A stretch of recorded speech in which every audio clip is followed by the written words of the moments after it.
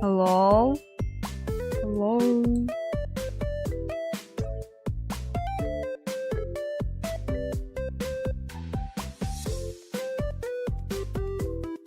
Hello? Hold on, guys. I just need a tweet. Unfortunately, I have Twitter, so I need to tweet this out. I need to tweet out that I am live streaming.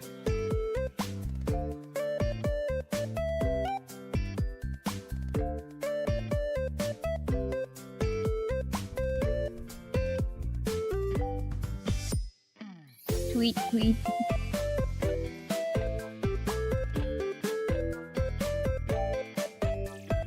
Alright. Let's head on to checking screen. Oh. No person. Hold on. Here. I haven't opened up my Live 2D software yet. Be right back.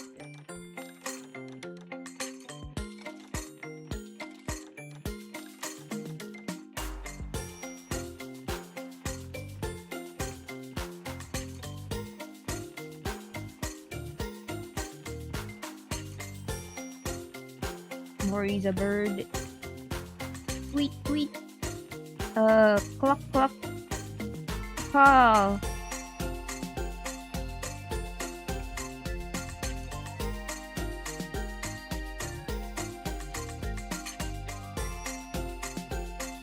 How can VTubers debut in 2024 and get like 50k subs while Mori debuted last year and they only have 150? Man! Well, it's all luck based, to be honest. Why is the YouTube chat not working? Oh! Damn it. Yes. Not even my slime is working. Man.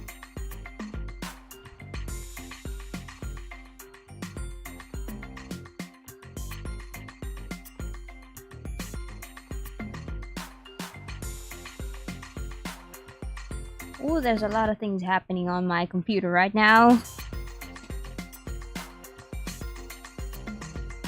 We need our screen spotlight. No! It's not letting you.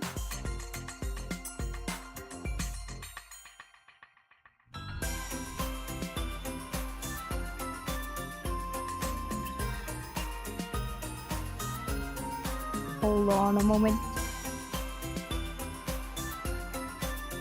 Damn, the game froze! No! There's too many things happening.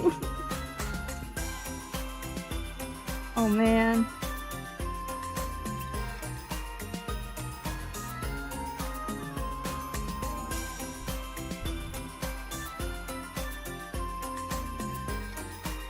Potato PC.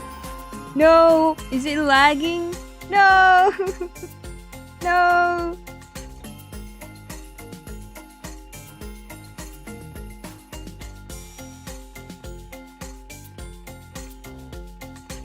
Oh man. Oh, why is DVR on? Oh my god.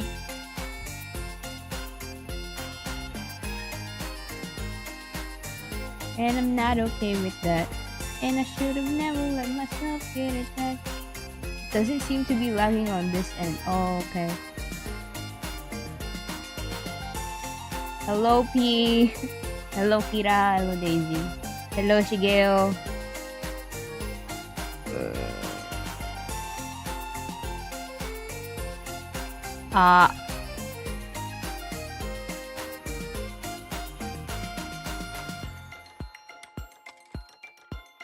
Okay, let's wait for everything to stabilize, guys.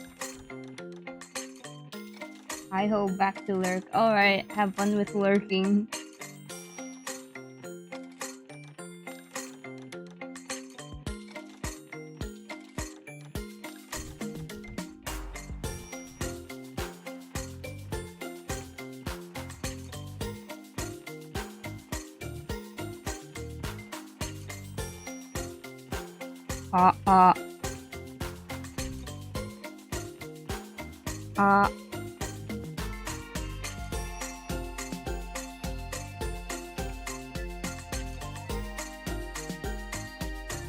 Alright,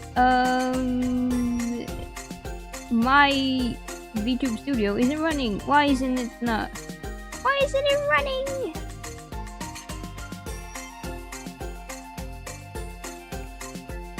The amount of scuff, man.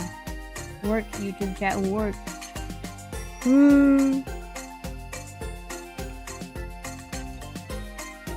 Why isn't it working? So I have to clear cache, refresh cache. Refresh. Refresh. No amount of refreshing will make it work. No!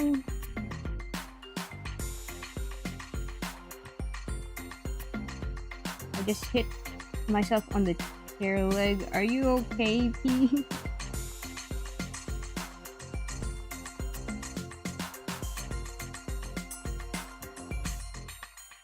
Huh. The shortcut wasn't working? How do I run VTube Studio again? Sorry for the scuff start, by the way, guys. I had to do something last minute. Wait, no! Wrong one! No!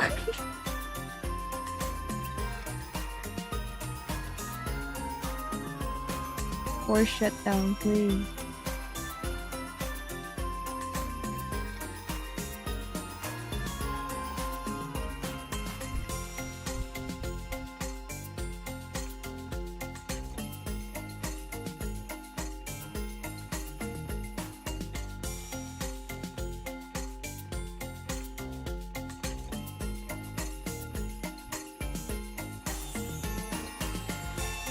Oh no. Oh, it crashed. Oh no. It crashed. Guys, how are you doing, chat?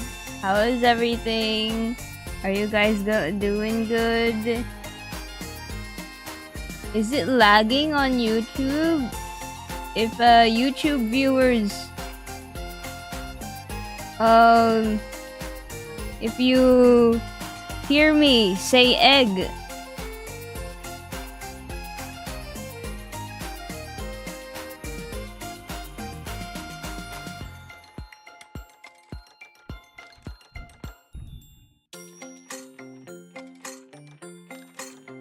Alright, you guys can hear me kinda. Connection is poor. No! Something is happening.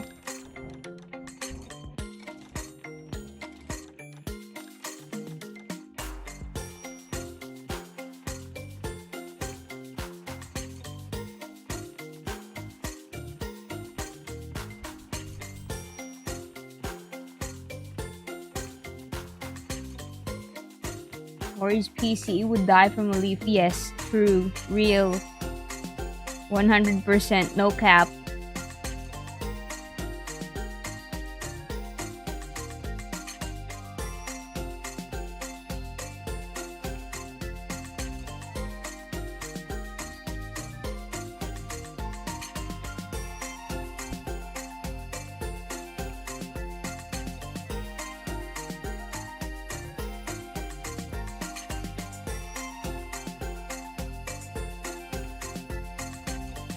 There, hopefully it'll run properly now.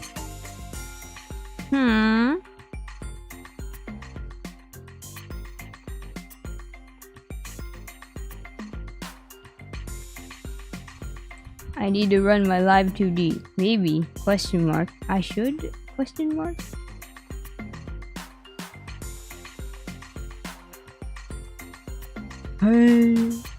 Hey. Why is it like this? Cat, why is it like this? Oh my god. Not enough video to run smoothly.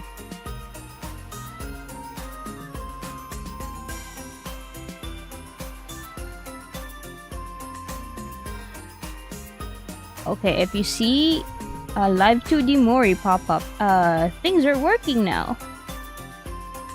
Let's just wait a little bit more. This is the Mori's Potato PC song.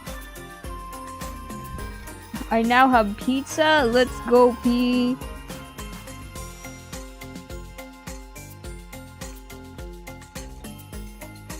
Alright. Okay. Is face tracking on? No, it's not. Face tracking isn't on. It's not turning on. I'm just here.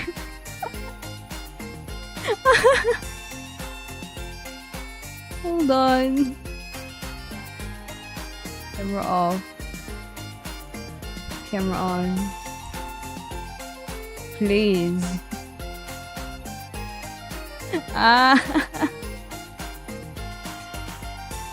It's not tracking. It's not even turning on the camera.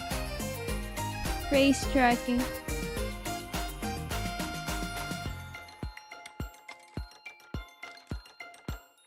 What is happening? Hello, Alexis.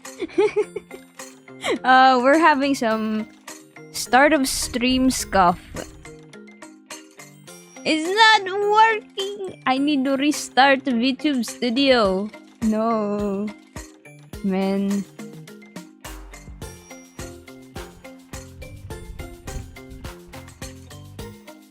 "911, Mori's death staring me." Ah, yes. Technical difficulties, chat.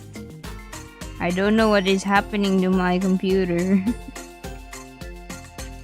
Here, just have my head empty, Mori, for now. We can start the game while I wait for Live 2D to start working again. Would you guys be down for like a head empty Mori reading out the game? Sure, let's move on. Oh. Oh my gosh. It's capturing our life, okay. Reactive model. Yippee! Yippee! Yippee! Load file. I don't even remember where we left off. Where did we stop? Alright, here. We finished sightseeing. And then now we get to play through Hang. Yippee!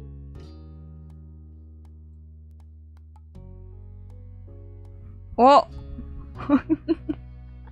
Oh no! Oh, it started, the VTube Studio started. Let's see if the camera is working. Don't mind me staring at you guys. It just takes a little bit. Let's put it right here for a little bit. Yeah. If it starts moving, if my Live 2D model starts moving, you guys gotta tell me. Oh, there it is. Finally. Alright, since it's a beach episode, let's take off the cardigan. Just have our t-shirt. I didn't prepare any special beach episode costume. Well, this will make do. Maybe I could put on a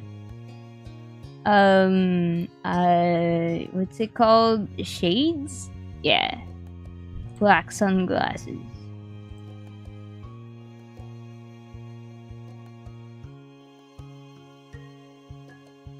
Whoa. Just on my head. Maybe.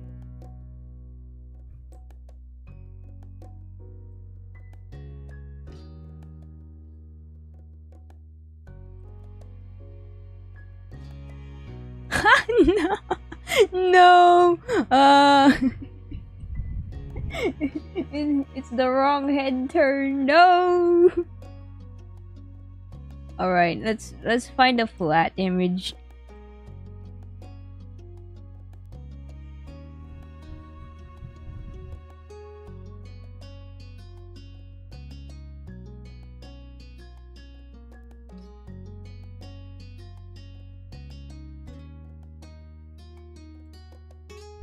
Here. Huzzah.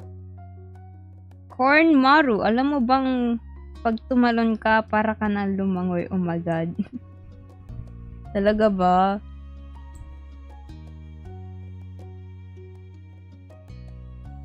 There we go. Shades.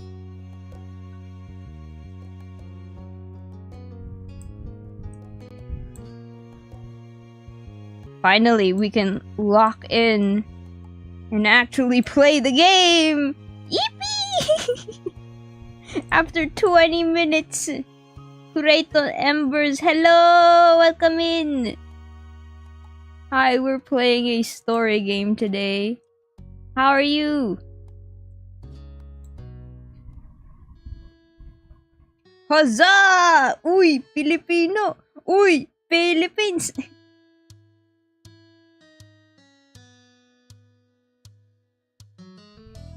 Alright, time to actually play the game. Huzzah!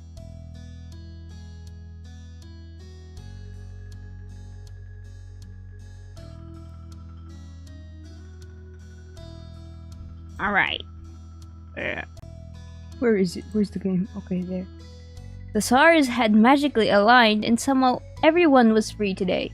But it was more than just luck. You owed it all to Miranda's determination. She set things up over several phone calls to find the perfect window to hit the beach. You couldn't wait to meet up with... Okay, for Baxter's DLC, we need to actually invite Baxter for the hangout. So, like, we have to hit the beach with Terry, Miranda, Cove, and Baxter, too.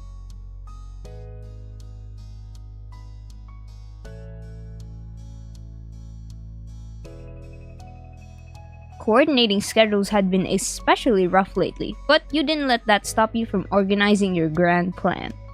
Grand plan. You wanted your new friend to be included in all the fun.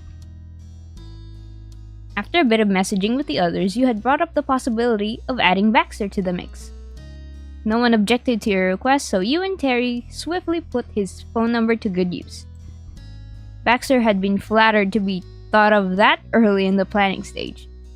Funnily enough, he'd been the easiest one to account for, being far and away the newest guy on the block.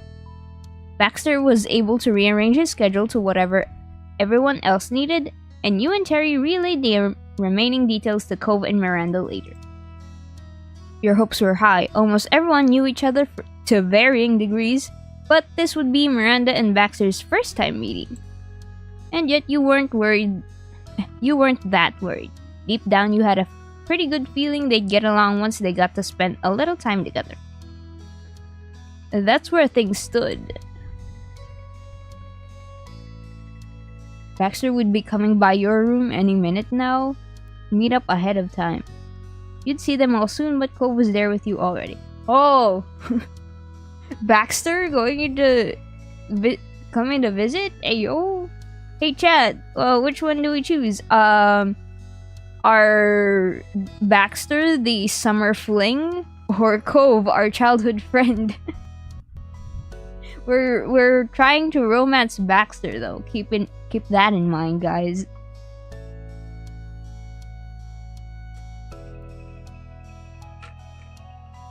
I need to hydrate.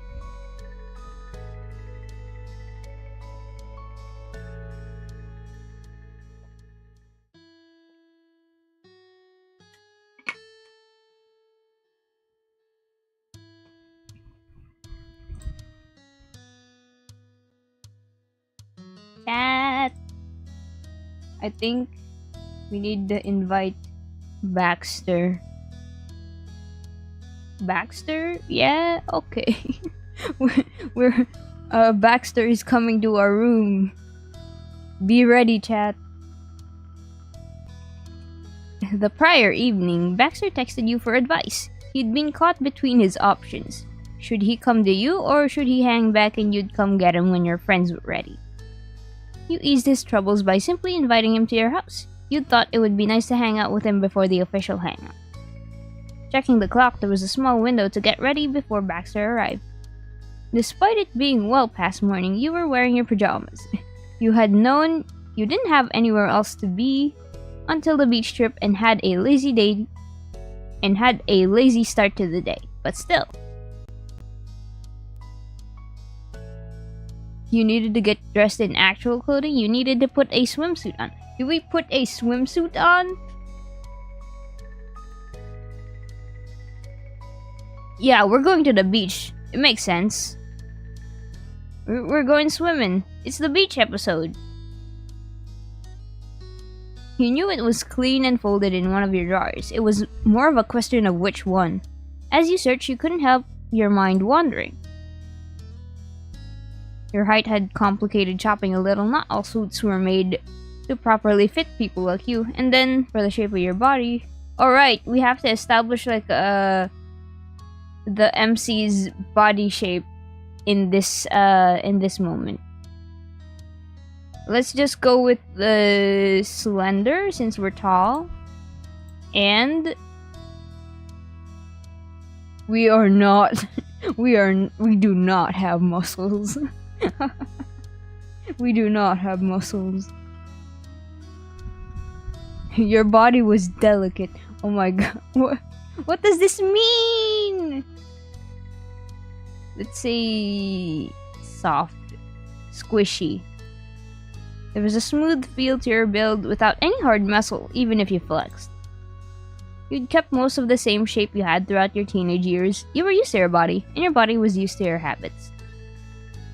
Staring down at yourself, your train of thought drifted until you were lost. Oh, right. Well, what did I pick for this MC? Right. Non-binary. You had no questions about that part. And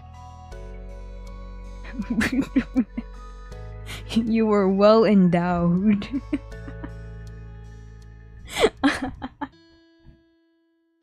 No, not like this.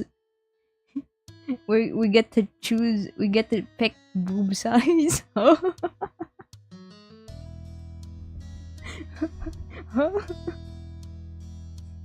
Right, we back in this save file is like I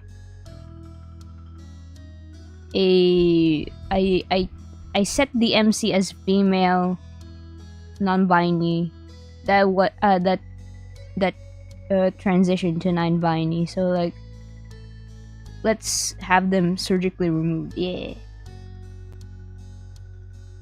You had top surgery and no longer endowed. You'd done a lot of research and your mom said help you find a good doctor and paid for it. The results were good and you felt more at home with your appearance. Oh, that's a lot of choices. That was all.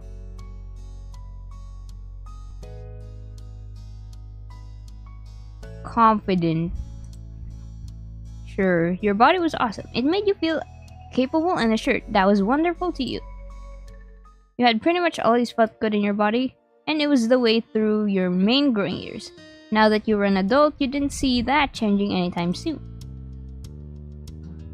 Gender is complicated. It wasn't until a steady knock fell against the door that you snapped back into the present reality. Baxter was already here, and you hadn't even changed yet. You knew that you couldn't just ignore him. Pivoting towards the door, you straightened your PJs. Oh no, we were too busy thinking about stuff. Come in, welcome to my hectic morning. The knob wiggled and the door glided open. Baxter cordially stepped in, catching your eye with an already developed grin. Good afternoon. Good afternoon, Mori. I must tell you again how touched I am by your thoughtfulness. You didn't have to open your door to me and play host even before our scheduled plans. And truthfully, I'm taking the fact that I'm allowed to be standing here as a fortunate sign. A neighbor at most would have been set aside in the living room if they were welcome into the home in the first place. With a wave of your hand, you moved as if you were giving him a grand bow. What? Of course, you're more than only a neighbor, and neighbors are important in this town anyway. But hi, this is my bedroom. Welcome in. Baxter nodded graciously and inched forward, letting his gaze curiously examine the new space. You noticed his posture relaxing the longer he was there. Lovely. A telescope? That's very nice. Thanks, I like it a lot too. Oh, I wish I had a telescope. Oh, I wish I had one as well. Man, I'd be out on the rooftop of my house, looking at the stars if there were like no light pollution. Man. Hello, A4! Welcome!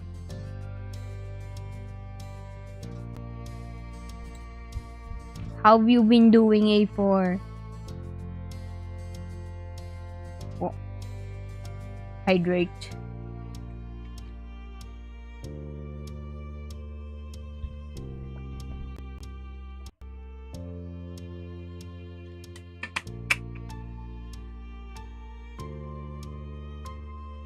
Hello, hello. I have a telescope that doesn't work very well. How? What does that mean, P?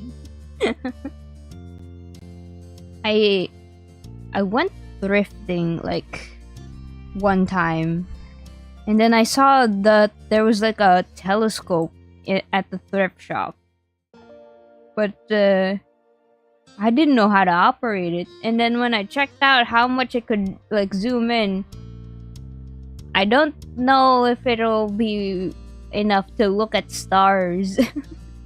It's pretty small.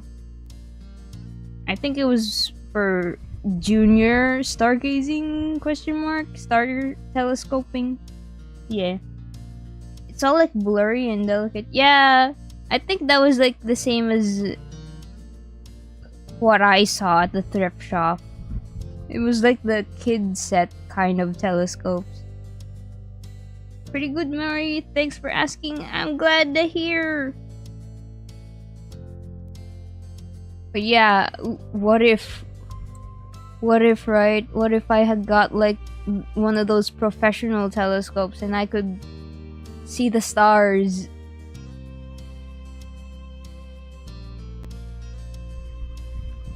Baxter shifted his attention back to you directly. For a split second, his gaze flickered down to your outfit, and his polite exterior faltered. I apologize. I have to wonder, did I perhaps arrive early? My mistake, truly. Your knee-jerk confusion at the comment quickly melted away. His discretion over your pajamas was appreciated. You squinted, scrutinizing his fully dressed ensemble. But wait, you aren't dressed either. Are you planning on changing into a swimsuit, or are you going like that? Why did you come here before getting dressed? We squint our eyes. We're going to the beach. Why are you in ripped jeans?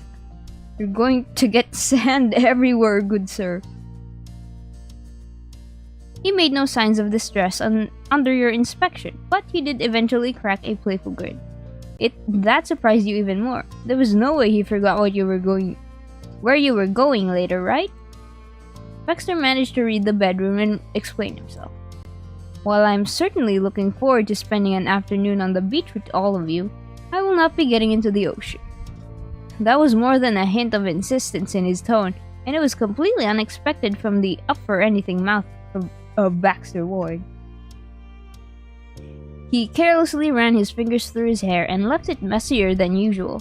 A note of worry rose in his tone. What if I get sunburned? We're likely to spend multiple hours there, and I'm not risking making this situation even worse by exposing my entire chest and my legs to the summer sun. Oh, pale boy. Pale boy problems. By this, Baxter meant his delicate pinky skin. He expressed that by holding his bare arms towards you. Have you never heard of sunscreen, man? You're such a tourist. I had no idea you were so sensitive about that. It's good to know. Don't worry, I understand why you'd be uncomfortable with that. Have you ever been in the ocean? Have you ever been in the ocean?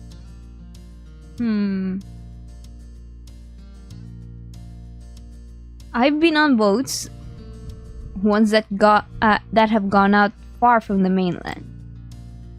That's not the same. No, but that's the closest experience I have. I confess I haven't actually swum in the ocean at any point or to any degree. Really? Never? Never. Never. Why would I laugh? Would I laugh? Let's try it. Let's go back and try it. If it doesn't sound good, I'm going back to have you ever been in the ocean? He was dead serious about this, but you couldn't stop the giggles from flipping out. In fact, that only made them stronger than they would have been. You plastered your palm across your face, but it was nothing against the oncoming wave of laughter that nearly folded you in half. Baxter's head tilted. Luckily, he was more tickled than insulted by her behavior. Actually, I'm not a fan of that. Let's just ask the question. Never. Never. That detail was hard to wrap your brain around. Your moms had been taking you to the beach since you were a toddler. I think you ought to give it a try while you can. It'll be okay. Are you sure? I'd love to show you what the beach and sea are really like. That was it. He wasn't gonna do it. You pouted over the loss. Are you certain you won't wear one? I'd really appreciate it if you could reconsidered. Damn. Damn. This choice right here. Oh. Oh.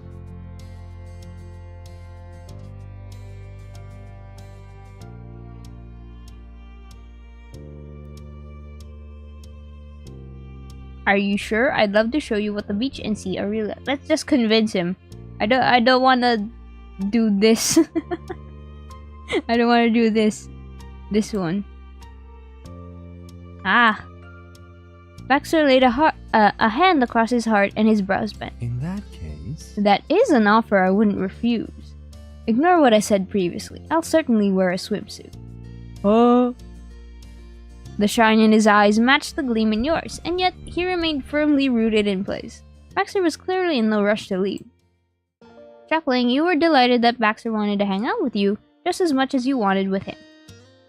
Unfortunately, neither of you could afford to dawdle any longer. It was time to get ready already. Meeting his eye, you shooed him out. Time to go. Arching a brow and waving a hand, the corner of his mouth gruffed. I can take a hint. I'll gladly go dress myself properly for the occasion. I'll meet you outside in the front of the house. Please, excuse me. On that note, Baxter sauntered up. Once the door was firmly shut, he raced around the room to get ready. Oh, we get a choice of swimsuit. Hey, yo. One Piece. Oh, the One Piece! The One Piece! The two-piece tankini, huh? What's that? What's that? I don't think I want to know. Wetsuit. Swim trunks. Speedo without a top. Ooh. Wetsuit. Let's go with the wetsuit. That's what I drew in the thumbnail anyway. Wear a wetsuit.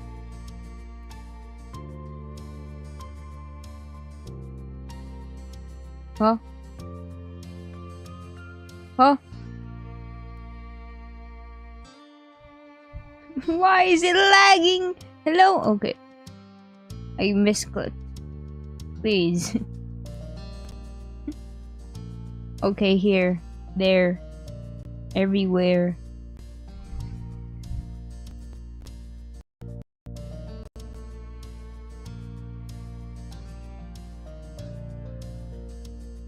Alright. Hesitating by the door, you scanned the room for one last time. You mentally ran through the list of things you might need later. Sunglasses, regular shirt to wear, full swimsuit to cover up to wear as well, goggles, a hat, shawl, board shorts, sunglasses. We're wearing one right now. With that settled, you were officially ready to leave and meet back up with Baxter. Stepping onto the street, you surmised that Baxter wasn't finished as fast as you. He wasn't there, but that absence didn't mean you were alone. Stepping onto the street, oh, wait. I was reading that again. Cove stood outside his house with his eyes glued to his phone. He tapped out a message just before spotting you. Hey! He raced across the street and skidded to a stop at his side. I'm here! Have you seen Baxter? No. No, not yet. The two of you peered at Baxter's condo, but there's no sign of him. Cove rubbed the back of his neck. I just walked out, and then Terry texted me. Her and Miranda should be here pretty soon. They're mostly on schedule, I hope. Cove's smile bent amusingly. He shrugged. I believe in them. Want to check on Baxter? Nodding, Cove double-checked his phone. Satisfied with what he saw, he slid it back into the pocket of his swim trunks. Cove's fairly neutral attitude on the topic of Baxter didn't escape your notice. He tended to get uncomfortable whenever Baxter surprised or flustered him, but since things were pre-planned and for an event favorable to Cove, he didn't seem bothered. Cool, let's go. Sure. Okay. The two of you walked unhurried up the street. You hopped up onto the doorstep and rang the bell. A few seconds passed and you shifted your weight on your feet while you waited. But Baxter didn't answer. The pause extended until things reached the point where you felt awkward hovering in front of his shut-up home. You spun towards Cove and he returned your nervous stare with a tight-lipped smile. At least you could take solace in the fact that the mild misery had company. There were only a couple options to pick from. You could either ring the doorbell again, or you could send him a text. You reached for your phone and then a sudden noise through the wood made you stop. Whoa! Finally, the door cracked open and Baxter peeked through. He then swung the door rest of the way to reveal another entry of his signature grayscale style. It's just a dress shirt with swim trunks. Baxter had, unsurprisingly, changed into a black and gray swimsuit. He paired the trunks with an unbuttoned white shirt, and the corners of your mouth curved in amusement to his dedication.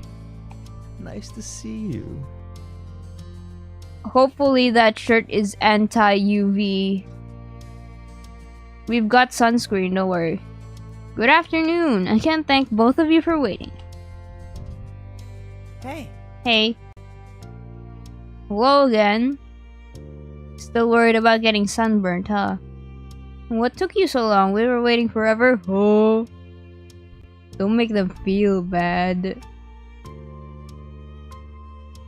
Still worried about getting sunburnt, huh? Yeah. Yes. He began readjusting how the loose layer laid on his shoulders. Well, it should be fine if you have good sunscreen. That part won't be a problem, though sometimes I feel none is truly strong enough to protect someone like me. Pale boy. Pale boy. You laughed, but that was his goal with the statement.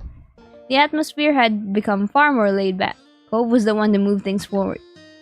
So I was thinking, we could get settled at the beach now and Terry and Miranda can catch up there. I can do that. I'm reading 04 and 05 of Clover Cafe again for the 20th time now, I think. Yo! I'm sorry I can't update weekly. It's physically not possible for me. Don't worry. The Halloween episode is coming up in the next update. Look forward to that. Yippee!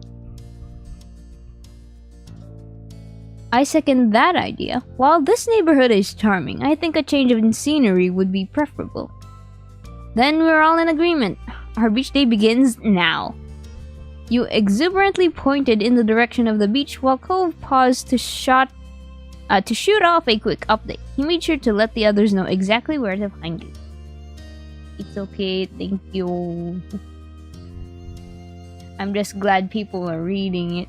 Last I checked, we got 700 subscribers. Like, hey yo, that's so many people. Hey yo, that's so many people.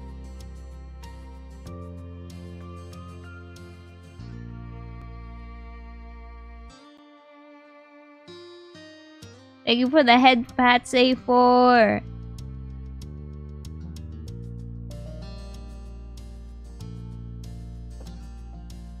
Huzzah!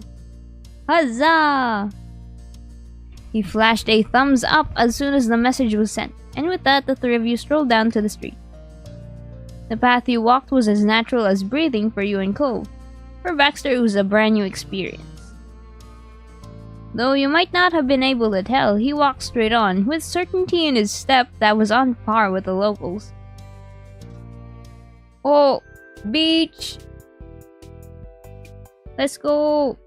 The ocean stretched as far as the eye could see. It was a perfect day. Clear sky, rolling waves, and an inviting breeze coming across the water to combat the balmy heat. Cove threw his towel down and smoothed out the corners while you settled on a spot for your own things nearby. Baxter, meanwhile, hesitated, merely watching what you two had done. Well, he didn't bring any towels, huh? Before you could say anything, Baxter moved forward and picked a small stretch of beach close to yours for his own things. He meticulously laid his pure black towel down over the warm, white sand. Oh, well, he has a towel, okay. Turning away, you tried to hold back and hide your laughter. It was just so convenient that even here, his black and white color scheme was inescapable. Baxter stared right ahead, hypnotized by the moving water, and carefully lowered himself onto the towel.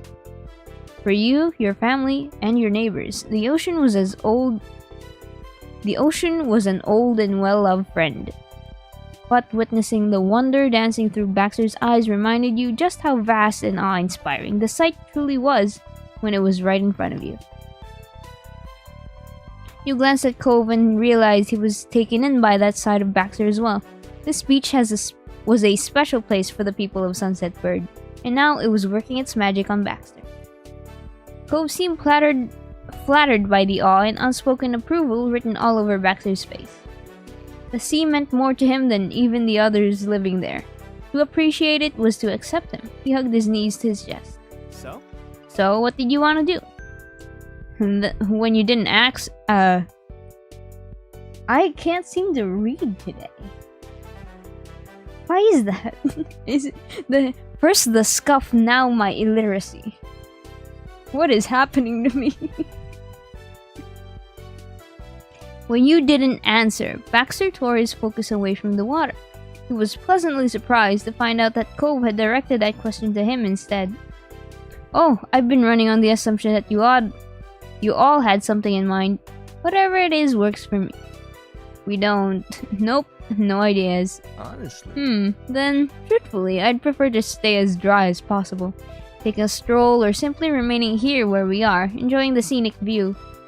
Would make a perfect afternoon in my book. But my wants shouldn't I can't read!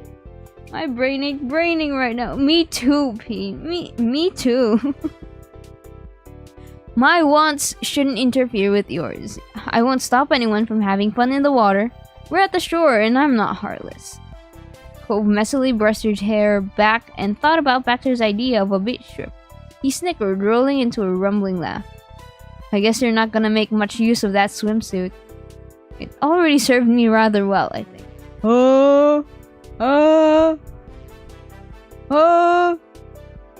Between the playful way Baxter's brow arched and his mouth crooked, Cove stopped laughing. He stared back, stunned.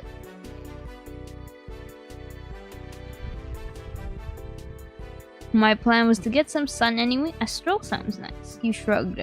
I think I'll just get my feet wet.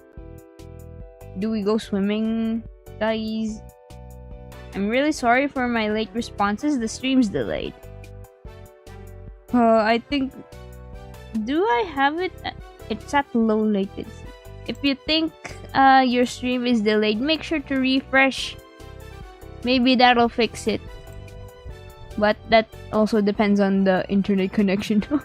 Oh, right. Fun fact. If you're a YouTube viewer and you think that stream is delayed, check the YouTube video settings. There's like a playback speed option on videos, right? On a live stream, when it's live, you can go click that playback speed option to ×2 to catch up with the current stream. Like, you can how do I word this? It'll speed it up to the point where it's currently to the latest point of the live stream. Yeah. I think question mark. Did I explain that properly? Did you guys understand? Yeah, if you find the playback speed option and then click ×2, and then it'll like fast forward the live stream until it stops, and then you're up to date. You're at the latest point of the live stream then. Yippee! Alright. Do we go swimming? Or do we just get our feet wet? I mean, we wore a swimsuit. Might as well. Sounds good. Me too. Cool. Stretching your arms high above your head, you felt the sunshine on your fingertips. Baxter never moved his eyes off you. Baxter never moved his eyes off you. Oh, okay. I hope the water is exactly to your liking. It's the beach. It's nice, cool water. Yippee! Cobb kicked his heel, sending some grains of sand that had gotten on his towel sailing. He had done well starting the conversation, but now he was unsure how to keep it going. Luckily, it didn't take long until you heard shouts. You turned your head to see both Miranda and Terry running straight for you. Miranda was faster, making leaps and bounds across the sand. Terry followed in her wake, laughing with her towel clutched around her shoulders, flowing like a cape. Miranda started to make her jumps more theatric and more precarious as she got closer. Cove waved them on with a bright grin. Ooh. Let's wave too. Terry tried to wave with both arms while running, one for you and Cove, but she was distracted and lost her balance, nearly falling, laughing all the while. The two officially arrived at your little group setup, looking completely ready for an ocean adventure. They were already in their swimwear and were raring to go. Awkwardly, Cove pointed in Baxter's direction. He remembered that Miranda hadn't actually seen him before. That's Baxter. The strange young man's presence nearby suddenly made a lot more sense to her. Miranda shyly waved with a cheerful smile. Hi. Hi, nice to meet you. Of course. Likewise. Baxter offered her a handshake and Miranda grew confused at his formal gesture, checking the reactions of her friends on if she was the weird one for thinking this was weird. That only made his smile whiten. I can assure you that I'm harmless. I don't bite. You knew Miranda well enough to recognize the worry she was trying to hide behind a more collected front. It was easy to imagine that she might have felt somewhat intimidated. Baxter had an air of maturity about himself, while Miranda was a little bit childish and shy in comparison. Hesitantly, she clasped his hand and gave him a proper shake. Thanks for meeting us here today. My pleasure. It's my pleasure. Baxter placed his other hand gently on the back of hers while he spoke. They both let go and Terry sprung forward. Hey, buddies. Hello, hello! He teasingly punched Baxter's upper arm. Nice to see you too. Terry had already made her dramatic introduction to him at the start of the summer, so she was excited to skip right to the good part, hanging out. The Bee-Man is actually here! I can't believe how long it took for everyone to get together. Hi, Cove and Mori too. Hey, catch us up, did we miss anything important? No, I don't think so. It had come up that Baxter was basically your boyfriend already, so that wasn't anything you needed to announce and again, even though it was the biggest event of your summer so far. Oh, we already told her. We already told our friends, huh? I thought it was going to be the announcement. This was going to be the announcement for it, but oh, yo. I gotta go for a bit. Be back soon. Alright, P. Other than Baxter appearing in the neighborhood, it's totally been normal. You shrugged like Cove. You gave a vague answer. You recapped on how your family was doing. What have you been up to? Other than Baxter appearing in the neighborhood, it's been totally normal. That's probably a good thing. We might not be so lucky with the next big thing that comes our way. Terry crossed her arms and nodded sagely. Baxter tugged at the collar of his shirt. Really? My presence is the only earth-shattering big news being whispered about? I mean... It's not that big. Everything is just even smaller. Not a lot happens besides some new people and longer wait times at the touristy places in town. Sunset Bird can be as predictable as Cove Holden. Oh! Hey, yo! Why'd you have to do them dirty like that? MC!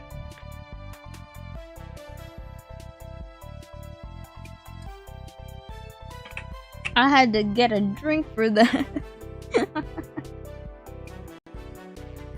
Hey! Ah, well, hopefully I'm a welcome change of pace during my stay here. Absolutely! Terry then started talking about her morning and how she'd almost overslept since she had stayed up too late last night. She bounced on her feet as she spoke. But don't worry about me being tired today. You know, I ran on less back during school. Miranda filled in the group about her morning. Apparently everything had gone smoothly. She'd met up with Terry on the way here and you knew the rest. Cove offered a suggestion to the gang. Hey, why don't we take this out to the water? Okay. Oh yeah, definitely. You felt pleased that Cove remembered what you wanted to do. Sometimes he could be thoughtful like that. She threw herself down on the sand and started running for the waves. Miranda was more careful about setting down her things and waited for you and Cove. Cove tilted his shoulder to gesture over the ocean. Alright. I've been looking forward to this. The four of you made your way down to the shoreline together. Miranda cartwheeled and Terry clapped. Baxter watched. Cove swam out the furthest while Terry instigated a splash spike. It was near enough that Baxter could comment on it. There was rarely a quiet moment when someone wasn't laughing. Hours passed and the group had moved between different activities, some low-key and some more exhaustive. For you, it was break time. Baxter agreed. You sat on your towel, sipping at some water, and he rested on his. Your friends were hard at work burying Terry's body under a pile of sand. Miranda used her arms to force up sand around Terry's side, and Cove worked at covering Terry's feet. He took another drink and glanced over at Baxter. He was staring at the water, but there was an entirely different feeling radiating from him. Rather than pure awe, there was a level of discomfort marring Baxter's expression. You wondered what was bothering him. Suddenly, he turned towards you as if he could feel your curiosity prodding at him. He surprised you with a kind smile. There's a reason why I've never gone in the ocean before. Baxter let that hang there and absent-mindedly brushed off some sand off his thigh. He hadn't elaborated earlier, and you weren't quite sure if he was going to now. Quickly, it became clear that he was carefully choosing his words. The last thing you wanted was to push him. Well, the idea of being fully immersed in the ocean is a bit frightening. It seems endlessly deep and unpredictable, with powerful waves and rapid currents. And there are creatures lurking in there, some of them larger than me. It's unfathomable. You don't play with something like that. He's afraid of the ocean, guys. Alright, I need to get my glasses in. Reading is hard. Alright, surely my face tracking can still read my eyes, right?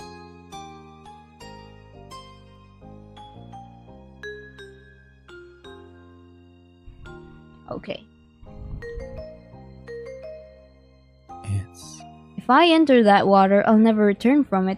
The ocean will swallow me whole. That's what I think. His smile strained under the weight of his growing nervousness. Baxter had always carried himself so calmly. This genuine vulnerability left you speechless. And then you heard Miranda screech. Your attention immediately switched over to your friends. You registered that Terry had gotten impatient and shifted her legs. The walls Miranda had been meticulously building collapsed into a wet heap of sand. She surveyed the damage critically. We're gonna have to start over on that part. Do you want to give up on this now? No way, the burial must continue. I'll try not to move anymore. What a proactive buried alive person. Yes. Okay, if you're sure, I'll try to fix this. Miranda started to rebury her, and Terry shot her a thumbs up. She realized too late that moving her arm was a bad idea. More of the sand on her crumbled and Miranda put her hand in her hands. Don't worry about it. Don't worry, I've got that part. Miranda nodded at him with appreciation. They got back to work, redoubling their efforts to pile sand over the limbs of your friend. Baxter caught your eye and you both snickered at the interruption. As it grew quiet again, you offered Baxter some words. Oh, how about we go help them before there's another sand disaster? There's nothing wrong with that, Baxter, being scared of the ocean. Would you want to try going in just a little? I'll be there with you. Let's try to help him face his fear, yo. Do you want to try going in just a little? I'll be there with you. Baxter's near perpetual smile faltered into a thin line. He swallowed visibly. I'm not saying you should go for a swim. You could get your feet wet. Feel the waves brush against your toes.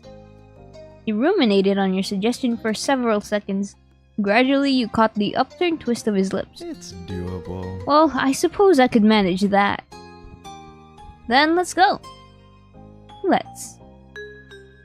The two of you got up and approached the ocean's edge.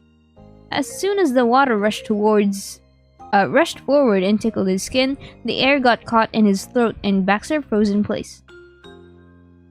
You waited patiently, you offered him your hand, you gave him an encouraging look. Oh, chat, do we offer our hand to him?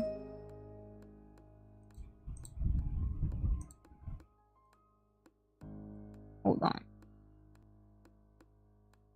Let me just check if my stream is still alive.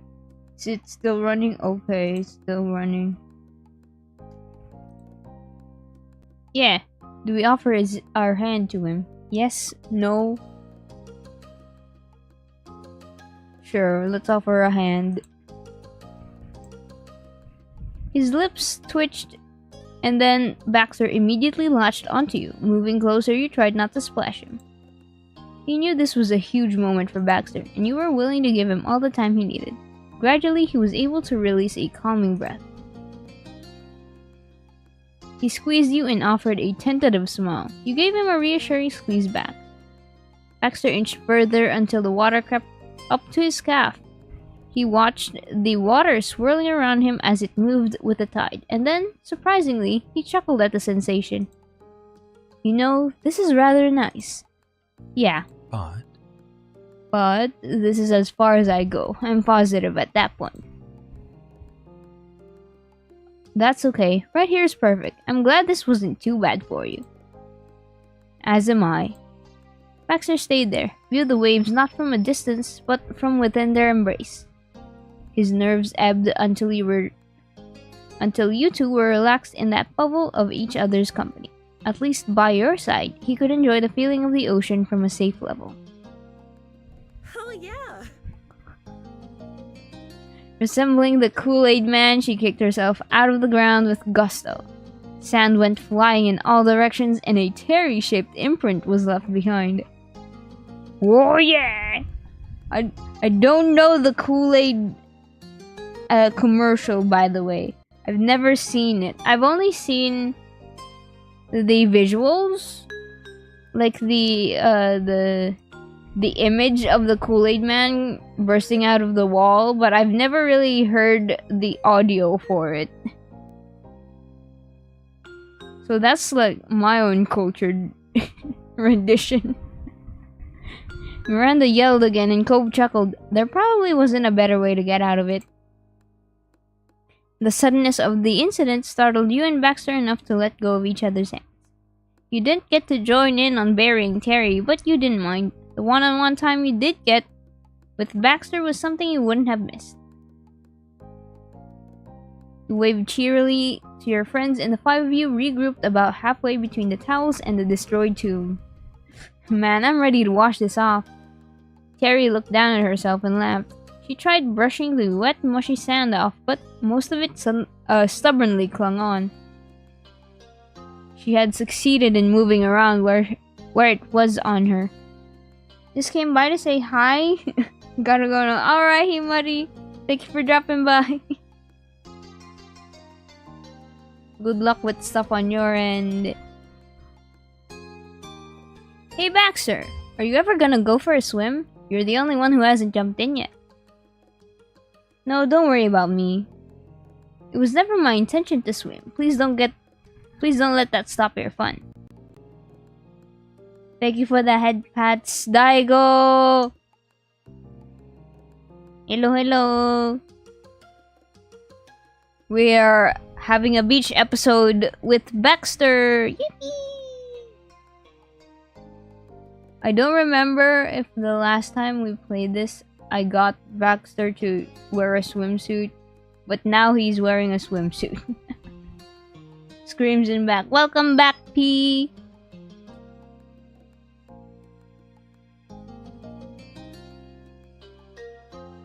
Alright. Mori looking ballin' with the aviators. Let's go. It's a beach day. Of course I'm going to wear sunglasses. I am actually in real life also wearing my reading glasses.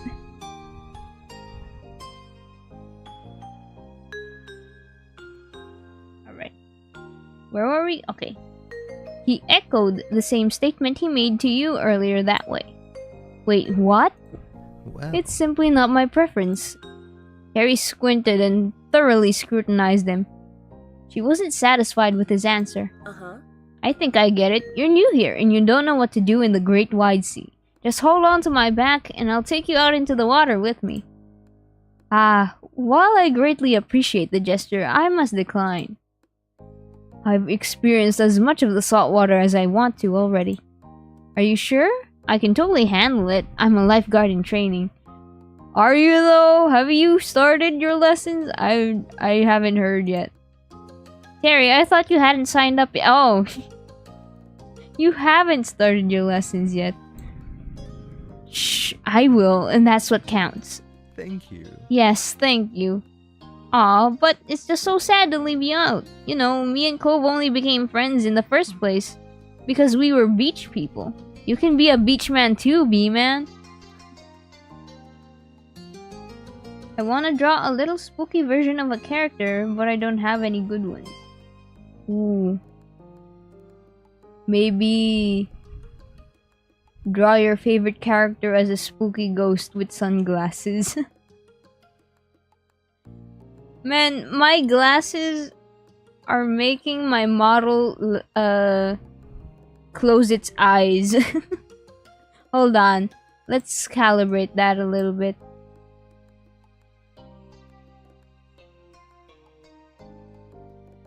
Settings. Where is it?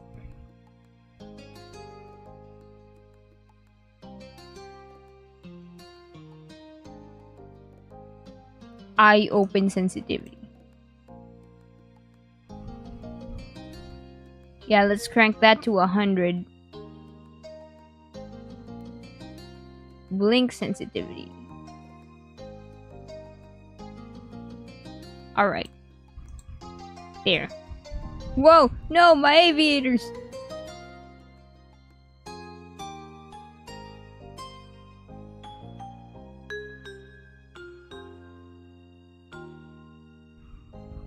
Okay.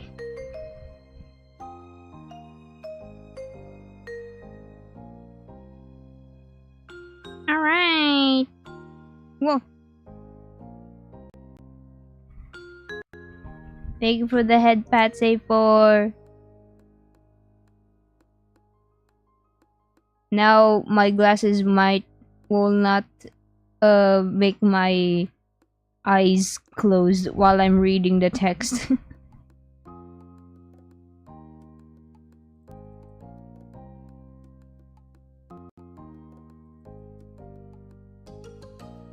Okay, where's the game? Alright, here. Her crestfallen gaze slid to Cove. He nodded understandingly. Surprisingly, Baxter chuckled. I get it. I understand where you're coming from, and I'm sorry for any upset I might have caused. But please, trust me on this one. I'm perfectly fine. I may not be much of a seafaring man, but I've gone swimming before. Pools and lakes are no trouble to me. In fact, I would guess I've done certain water-based activities that some of you might be too nervous to try. Cobb's lips pursed. He raised his chin and stared, not so much threatened by Baxter's accusation, but insulted he would even make such a challenge.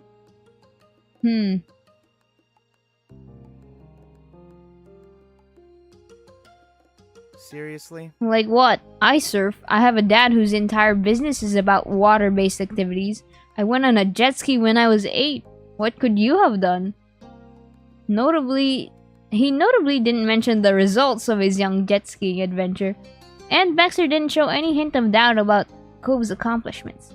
Baxter straightforwardly answered the question instead. Skinny dipping.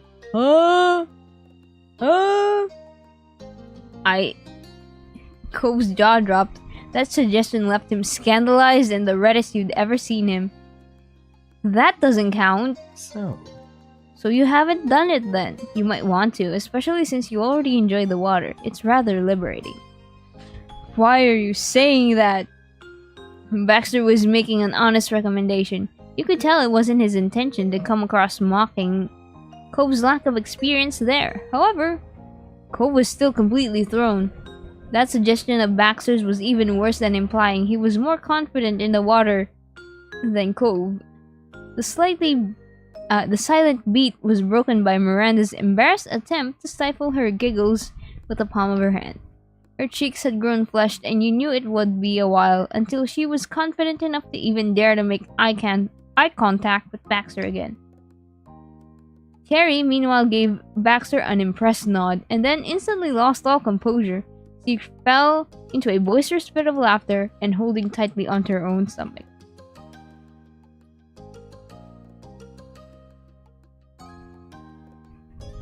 Personally, it was TMI.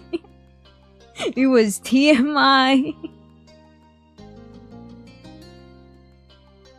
You were amused too? You didn't think it was that big a deal? You were even more nervous about it than Randy? Bro, how would you react to that? Bro, if I were that was TMI. Grimacing, your nose wrinkled at that suggestion. Skimminy dipping was the last thing you planned to do, and knowing Baxter's history with it was doubly unwanted. Is that fine? Did I say something wrong? The playful note on his voice told you everything you needed to know. Baxter was fully aware and enjoying the bit of chaos he unleashed onto the group. You exhaled deeply and did not comment. No one else added anything to the topic of Baxter's adventures either. It was back to the drawing board on what to do next. After a while, the gang mutually decided... Hold on. I'm adjusting my... Oh no! my tracking... It goes freaked out at the slightest open. No, at the cost. The cost. Alright. I still need to wear my glasses though.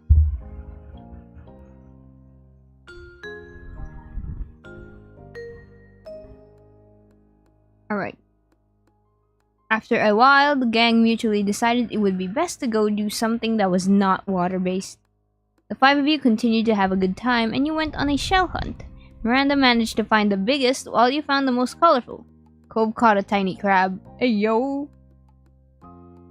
You did a bit of everything. There were impromptu games to just soaking up each other's company. However, after a while, you all had ran out of water. Drinkable water, anyway. It was decided that you'd head to Cove's house or yours. Things were gathered and you started to cheerfully walk up the road. What's next?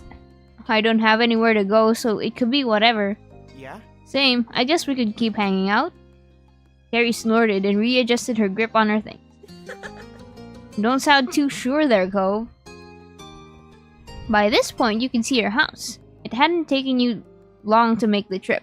The conversation continued with everyone throwing out suggestions. Are people hungry? She looked from face to face in inspection. Cove and Miranda shrugged in concert. Baxter didn't react. No one was overtly opposed to it. You're under arrest for having too much swag? Hello, insolence. Welcome in. I am the king of swag. You can't arrest me. I'm the king of swag. I am above the law. How are you doing, man? Gasp. You can't reach me. The law can't reach me.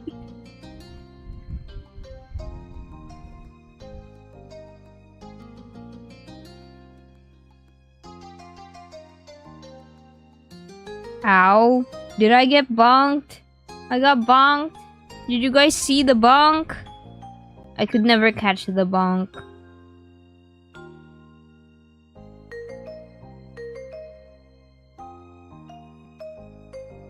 One more time for good measure. I'll bonk myself for good measure. Ow. No.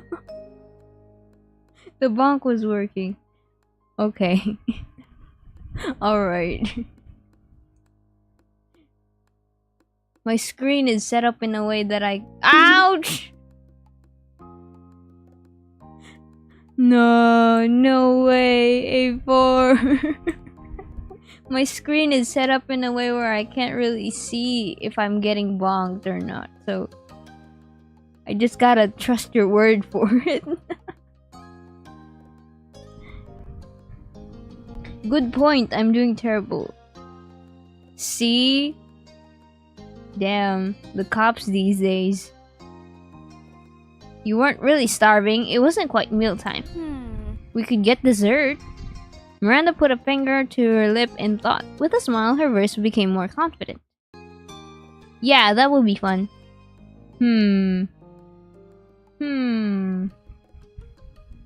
Terry considered it and then shot Miranda a thumbs up. Sure. Sounds great to me. I can definitely go for that. Of course you would. Of course you would, Cove. You know I'm up for more. When the topic of dessert was raised, Baxter hummed with interest. This caught everyone's attention as nothing else had drawn a comment from him in a while. What do you think? If that's the next event, would we be willing to try ice cream and similar frozen treats? I like the sound of that. Why? But why? Baxter shook his head ruefully. Truthfully, the one thing I have wanted to do while I'm here is to see an ice cream truck in person. My hometown doesn't have one, and neither is there one around my campus. It's a summer tradition that I have missed. You and Cove stared at him blank-faced. Miranda pressed her lips together and shot a glance at Terry.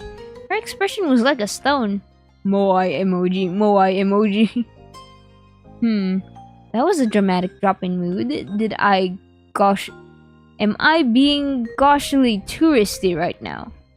He was entirely off the guess. Baxter could only watch helplessly as the people around him remained unusually sober.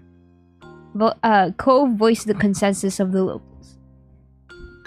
Why is Miranda kinda adorable? Because she is! Because Miranda is! I've never been to an ice cream truck either. What? What? Are you serious? Miranda nodded her head and Baxter's composure shifted into incredulity. Me neither. Nope. Same. That's a never from me as well. Now that I think of it, you're kinda dressed like a cop. I don't have the uniform, bestie. I'm only wearing the sunglasses. There isn't an ice cream truck in Sunset Bird. In real life too, I have never seen an ice cream truck, but as a Pipino, we do have like ice cream peddlers. Like there are people that would go around and sell ice cream from like a tricycle or something. There was the pre-made ice cream stuff, and then there was like the sorbetes stuff. Yeah. I've never seen either one. Oh no. A childhood memory you missed out on. Insolence. Insolence. I can't read your name. I'm just gonna call you Insom. But yeah, I have bought ice cream from a sorbetes vendor. It was good, very good. I recommend the ice cream and ube. Yes, on a bun as well. You need to experience that for real, for real. I missed out on most of those. Now's your time to experience them. This is the universe telling you. You now have a chance to experience them. Go find one. There isn't an ice cream truck in Sunset Bird. That's... We have an ice cream stand at the shopping street. It's not exactly the same, but that's how it is. I've only gone to ice cream parlors and got ice cream from the freezer part of grocery stores. Me too. But sometimes my family makes it homemade. Baxter grinned, for once on the same ground as his new companions. I've normally only eaten it at restaurants after a meal. I've never realized that ice cream trucks were so rare. Really? Unexpectedly, Cove was the first to agree with Baxter. He narrowed his eyes and spoke firmly. Then yeah, let's find a truck. I've gotta do it at least one time. Yeah. Yeah, Baxter's onto something. We've all been missing out. Terry raised a fist into the air in a dramatic pose. There has to be an ice cream truck somewhere in California. Oh my god, we're going to a statewide hunt for ice cream trucks. We have a plan. Baxter brightened more, seeing his suggestion receive support. Miranda smiled at him. You could only guess her first impression of Baxter, but given how she had relaxed around him, you imagined he was growing on her. He wasn't as exceedingly self-assured as he came across at first blush, but it was nicer when Baxter was confident. Let's do it. That sounds fun. Let's look it up. Miranda reached into her bag and dug around for her phone. She pulled out a hair scrunchie, a small notepad with unicorns, and a bundle of chunky keychains. Her phone remained elusive. Just give me a sec. The rest of the group's mouths pulled into tentative, hopeful grins. There was an air of slight disbelief. Cove mulled it over while tapping his foot. Wherever it is, we're gonna have to drive to get there. I think so. None are in town, right? And everyone else is far away. Everywhere else. She finally retrieved her phone and started to search on her Maps app. She tapped her screen with a frown. I'm not sure. Ain't California that place with all those hurricanes, or was that Florida? It's Florida. With the hurricane ongoing. I don't know if it was hurricane... I don't know the name. I can't remember the name. But yeah, Florida gets hit with the hurricanes. California is in the west coast. So like the other side of the country from Florida. Milton? Yeah, Milton. Hurricane Milton. Apparently it went across Florida like 3 times. Why did that happen? What the heck? I hope the Floridians, the people in Florida, are alright. That must have been, it was like one big hurricane, right? It must have been scary.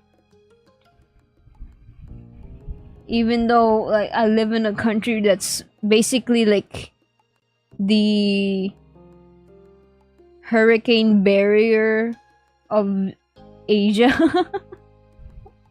the typhoon buffer of Asia. Milton's a jerk. Hey man, don't be mean.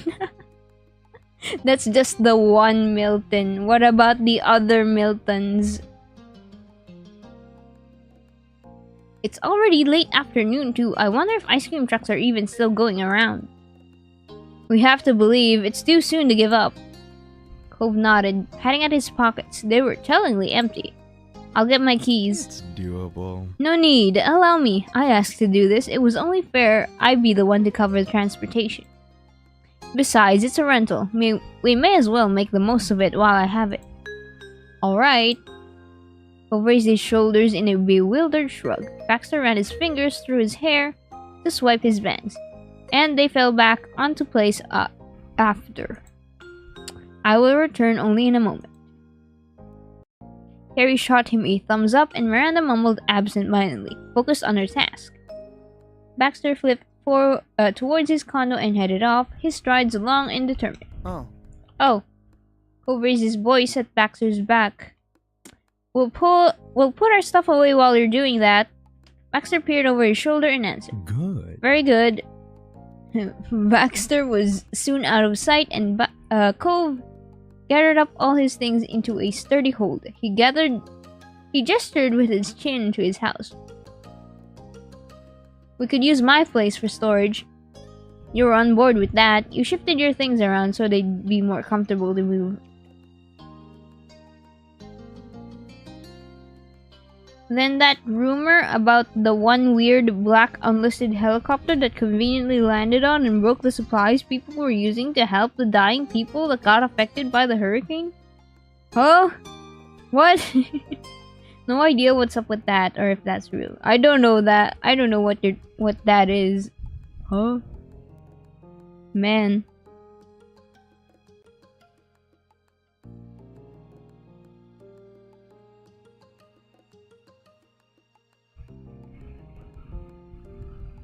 I barely keep up with national news in my country. So I don't even know what's happening in America. Hamburger country. You're so lucky your dad doesn't care about how much sand you're always dragging into the house.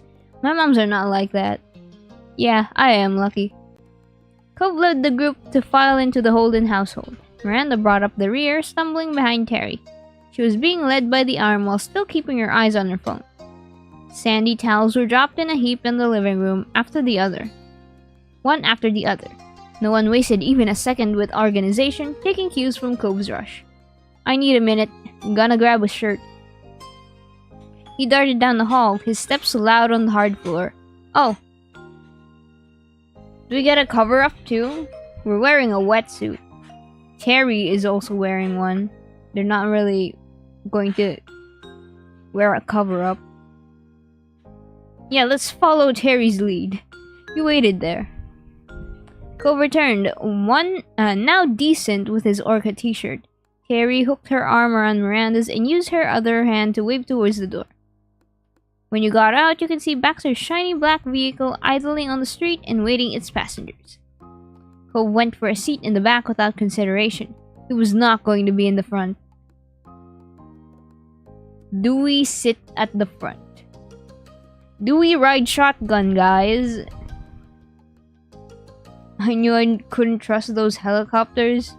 Don't forget about the guns and eagles. Hamburger Eagle Gun Country. Yes. America.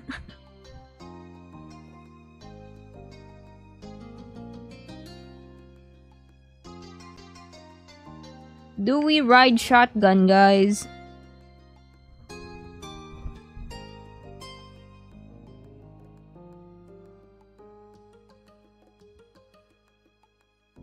I need to hydrate.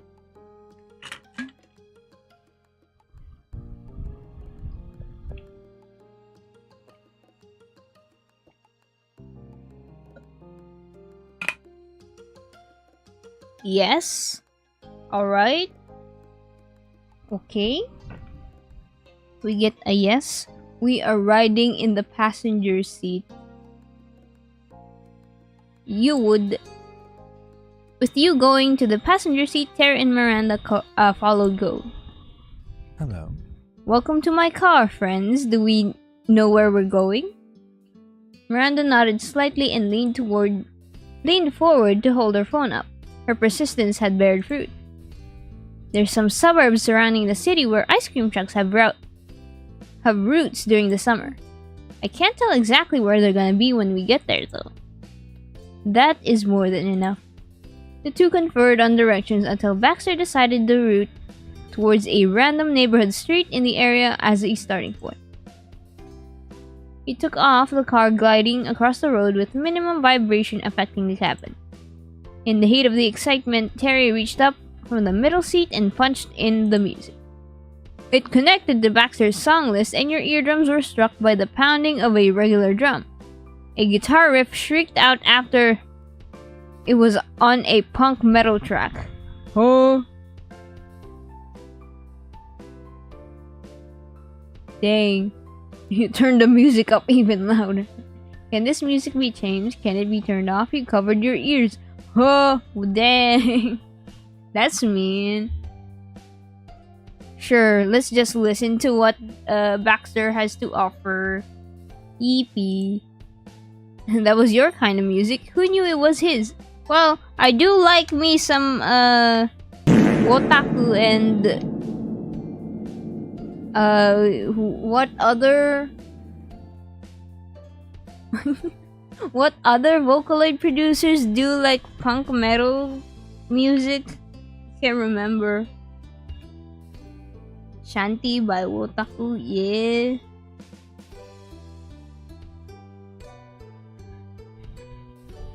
Utsupi. I do love me some Utsupi as well.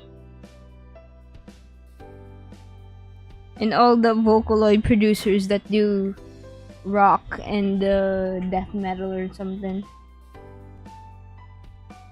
As the drive continued, the music brought an almost surreal feel to the trip. Also, hi Bonsai. I forgot to say hi. Hello. Why you have arrived? Welcome. Are you still in class? I think so. Question mark.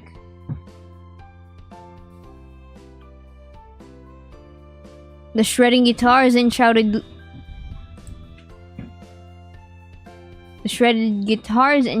lyrics were a weird contrast to your goal of finding an ice cream truck. Class is over, don't worry. Hey yo! Yippee!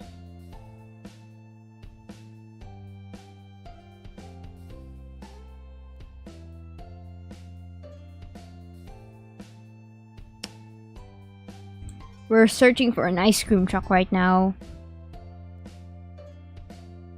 It inserted the humorous mental picture of an ice cream truck playing screaming punk metal instead of the twinkling tunes to summon children for icy treats. Zipping through the length of Sunset Bird, in no time you flew past the now leaving sign. Past that, the car zoomed down the open road while Miranda attempted to dig up more details on the elusive ice cream trucks. Do they have socials? Maybe someone tagged them in a pic in their live tweeting. Huh? Why would an ice cream truck be on Twitter? And I can't even find out their hours for sure. Taking ice cream to ice cream? For real, for real.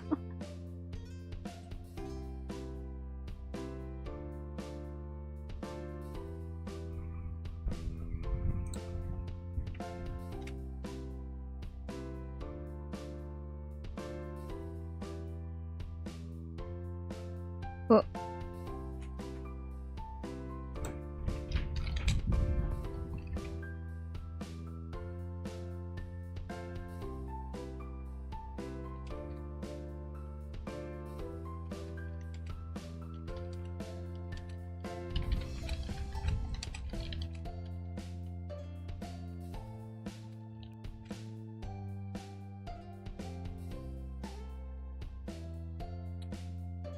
I go.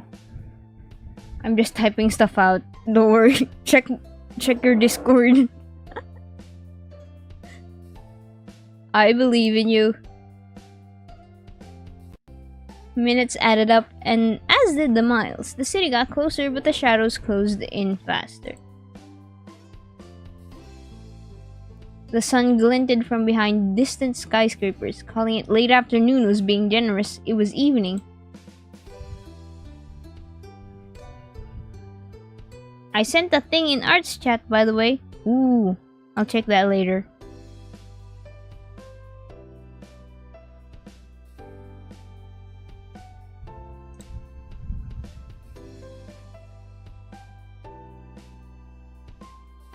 The unspoken tension began to form. Odds of an ice cream truck being active dropped by every passing second, but Miranda continued the search and Baxter kept driving. Bon, check your Discord. I mentioned you something in the server.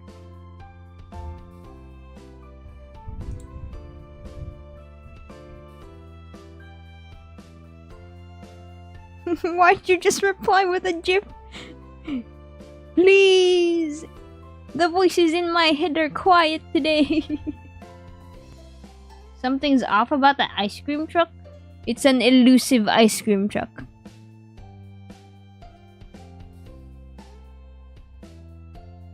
As planned, he turned off the highway and followed the streets into the heart of the suburbs. He rolled through neighborhoods aimlessly until... Yes! Miranda beamed and shoved her phone up to the front.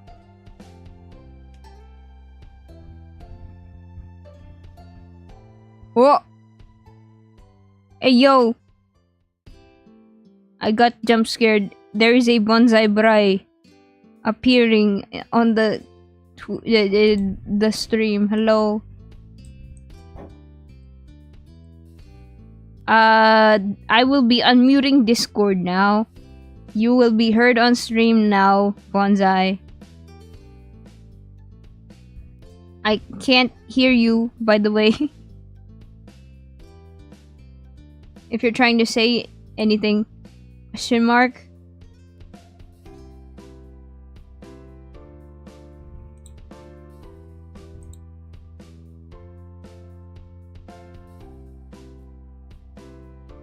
Alright. There is now a voice in my head. Headphone jank. Okay. What? I thought I got bonked again. Hey, yo. That was just the computer, huh? Elusive or murder? The ice cream truck? Damn. Is it kidnapping you? Did it kidnap you in some? Keep texting. Where are you? Where's your location? There's a truck that's still open and nearby. It was on Facebook. I think if we go down their route, we'll find it at some point. No way. Amazing. Never heard of that. Who uses Facebook? People who want ice cream. Let's go.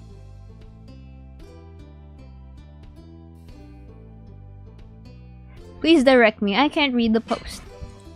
Oh, I need to take off my glasses, I think. Damn.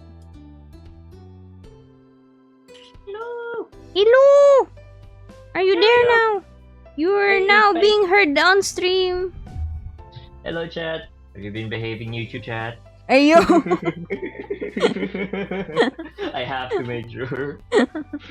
I'm in your walls, you're not. You can't fit inside.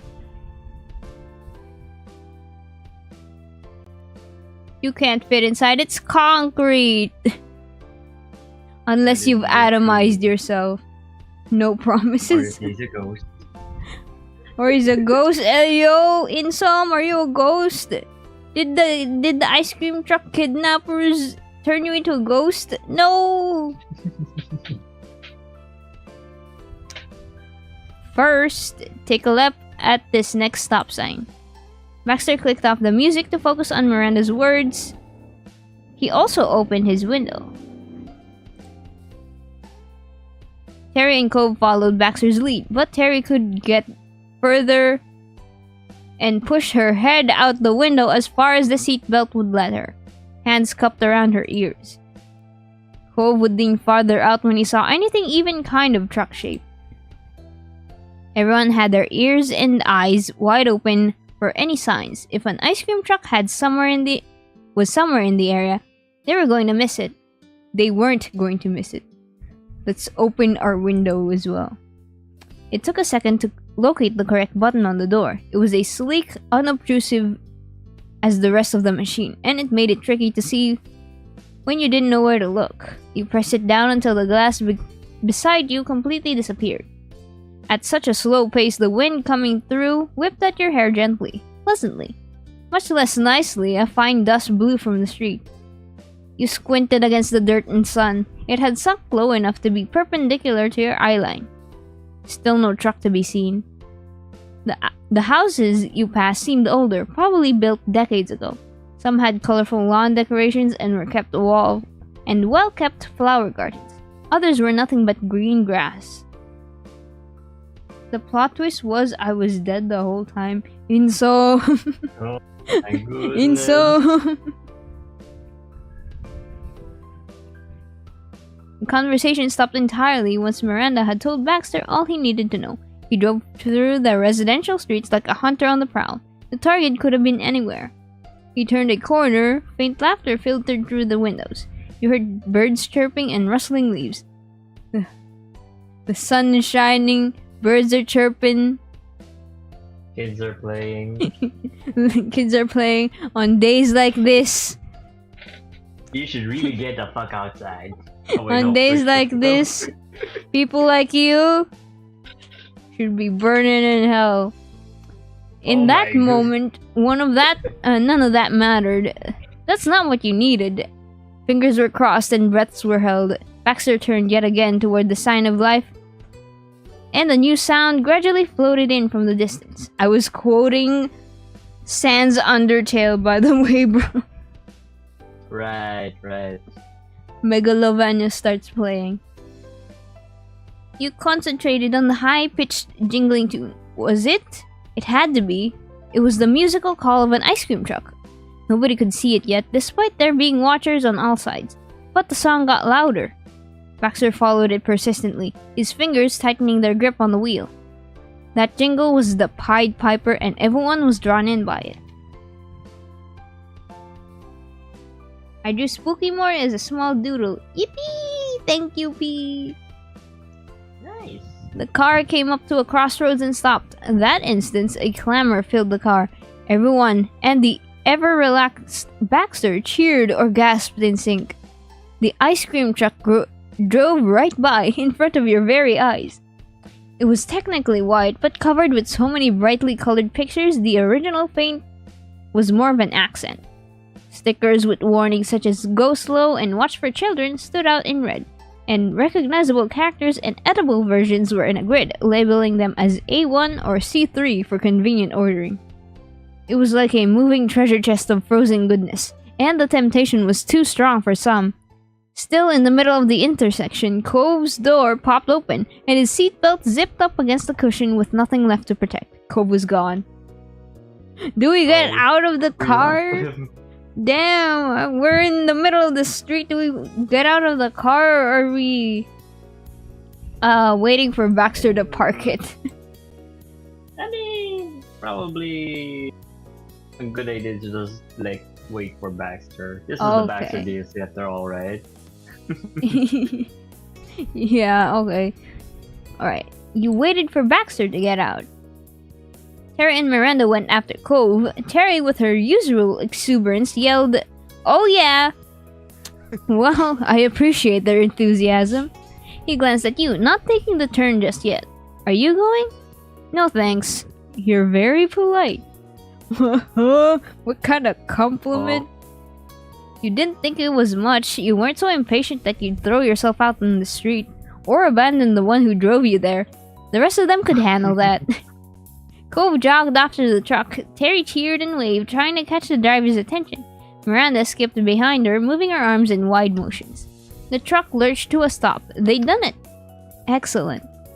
Excitement was plain on his face, but Baxter cautiously turned to where the truck and your friends had gone. He parked on the opposite side and the opposite end of the nearly empty street. Baxter grinned as he finally unbuckled. Shall we? You know, after all this trouble we went through to get here, I'll have to think about that one. Baxter snorted and clapped a hand over his mouth. Okay, time to get that ice cream. Man, a snort went out. Ayo. Bonus points. He Let's snorted. go. Oh.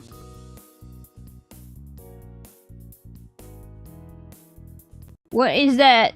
I have a feeling someone's gonna get run over soon. Is that what you were going to say? In some,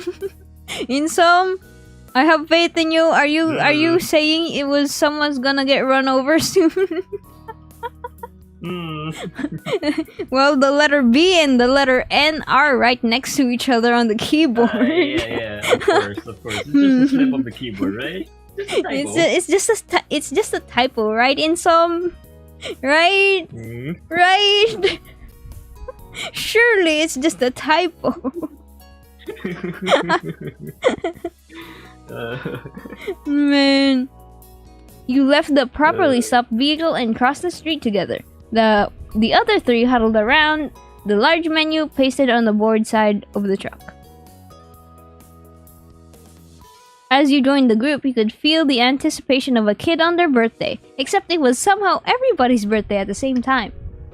Up close, you could see all the images were faded. They weren't as vibrant as they should have been, and chips of paint were fading off. It's old. If anything, the wear and tear increased the charm. It was real, and it was just what you'd imagined. You were finally experiencing a quintessential summer ritual. Hold on, I need to adjust my blink sensitivity. There. Okay. It is now not making me close my eyes when I am not. In some, it's a typo, right?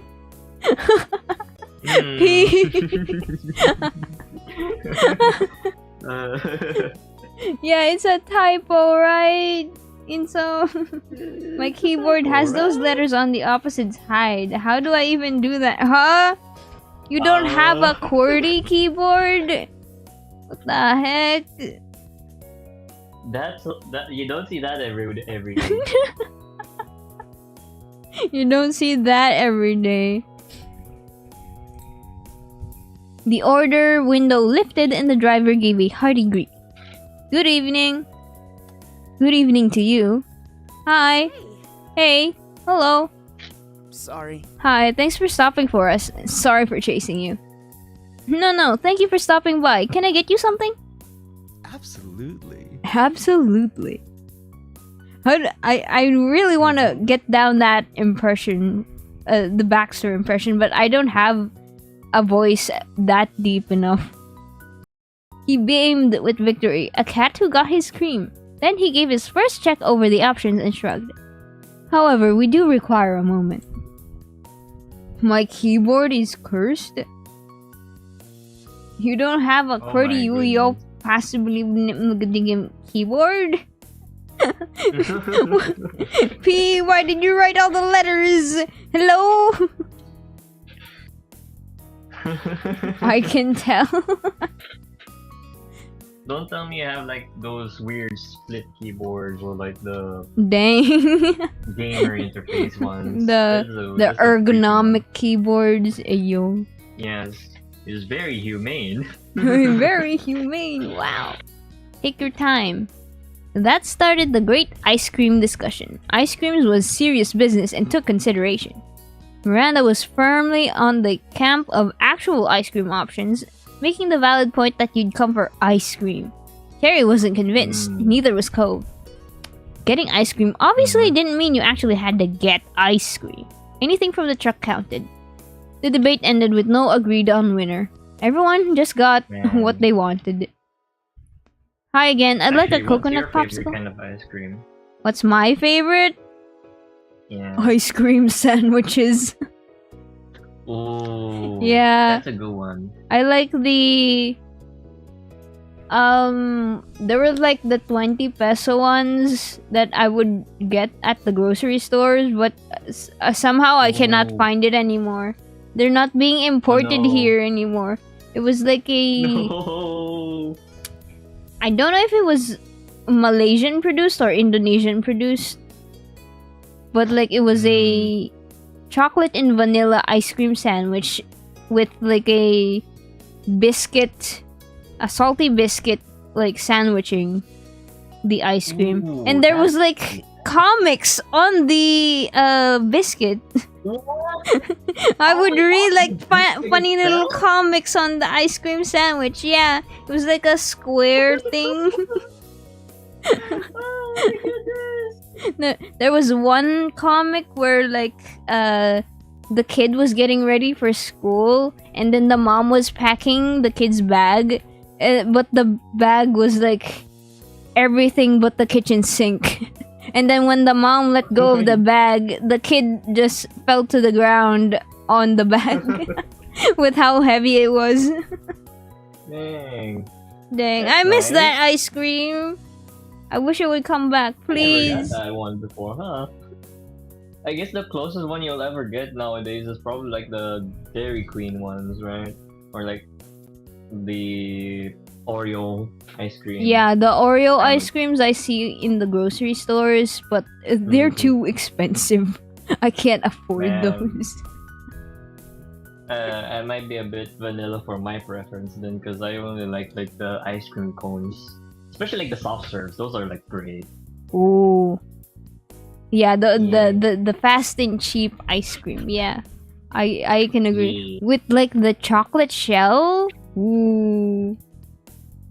I like that. I miss the local mall with the ice creams in my home in my childhood town. No. Oh. My mom would bring me to the local mall and we would buy like ice cream, and then the vendor would dip it into like chocolate shell and I would bite into it. Oh yeah, I remember those ones. Yeah, the shells. Chocolate shell and maybe some Rice Krispies or Pinipig. Ayo. I miss that. Okay, you might call me a hater for this, but I don't necessarily like chocolate in like anything other than when in its candy form for some reason. Yeah, chocolate syrup is like a I don't know different why. flavor profile, I think. It's very Yeah. bitter.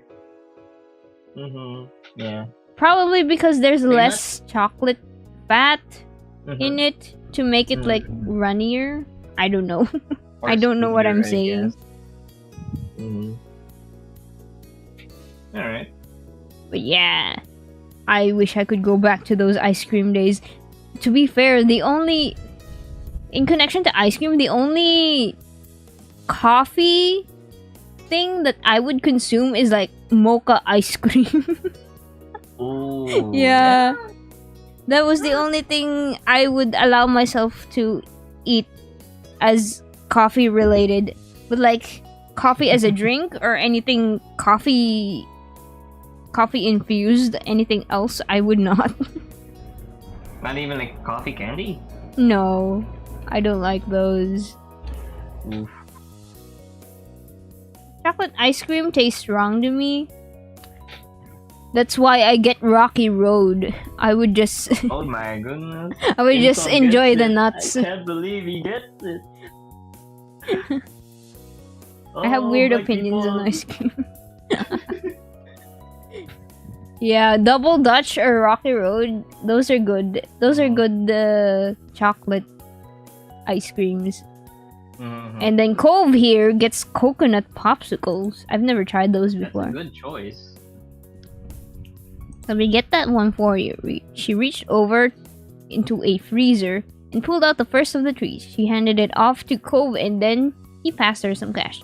To be honest, the closest coconut-related ice cream I've ever had is like the buko pandan ice cream or like the Oh, buko yeah, salad same. ice cream. There's like That's good, honestly. coconut shavings in there as well. Yeah. I'll have one of those snow cones. Um, Can I have a chocolate dipped ice cream cone, please? The D4. They both received their treats paid and stepped away to clear the way. You Nice. decided to order. Oh, Oh, wait. that's what a are lot the of choices. I haven't seen it yet on the stream. A grape popsicle, strawberry popsicle, coconut popsicle, ice cream my God, I popsicle, see it that one strawberry time. cream popsicle, orange cream popsicle, ice cream sandwich, ice cream cone, chocolate dip ice cream cone, cartoon face popsicle, ice cream taco, Oh, no, not the snow cartoon. cone, ice cream sundae cup, frozen lemonade cup, nothing. Ice cream taco. Ice cream taco? What even is that? Is it like the floppy tortilla or the crunchy shell tortilla? I don't know. I guess it's the crunchy one. Oh man, that's gonna be hell to eat. When we're walking Man. around, I'd prefer to eat that with like a plate underneath me. Oh yeah, true. Or Love like chocolates at and the very least, fudges, like a cookies and pouch for it, cream, right? vanilla. Hate macadamia and honey ones. You hate macadamia nuts?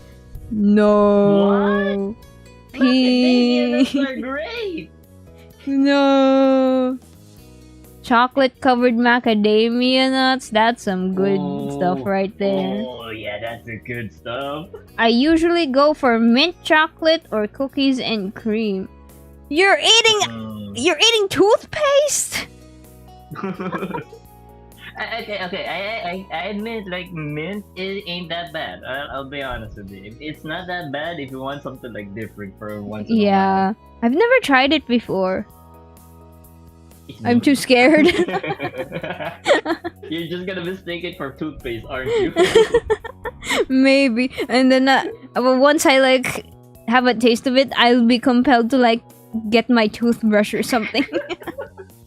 No, please don't eat your toothpaste. It's not actually for consumption. Grape popsicles hit different. Well, I don't think there are any naturally flavored grape things in the market. Mhm. It's Yeah. always Well, the artificial grape. closest- Yeah, the closest that I've ever come to that is like making my own like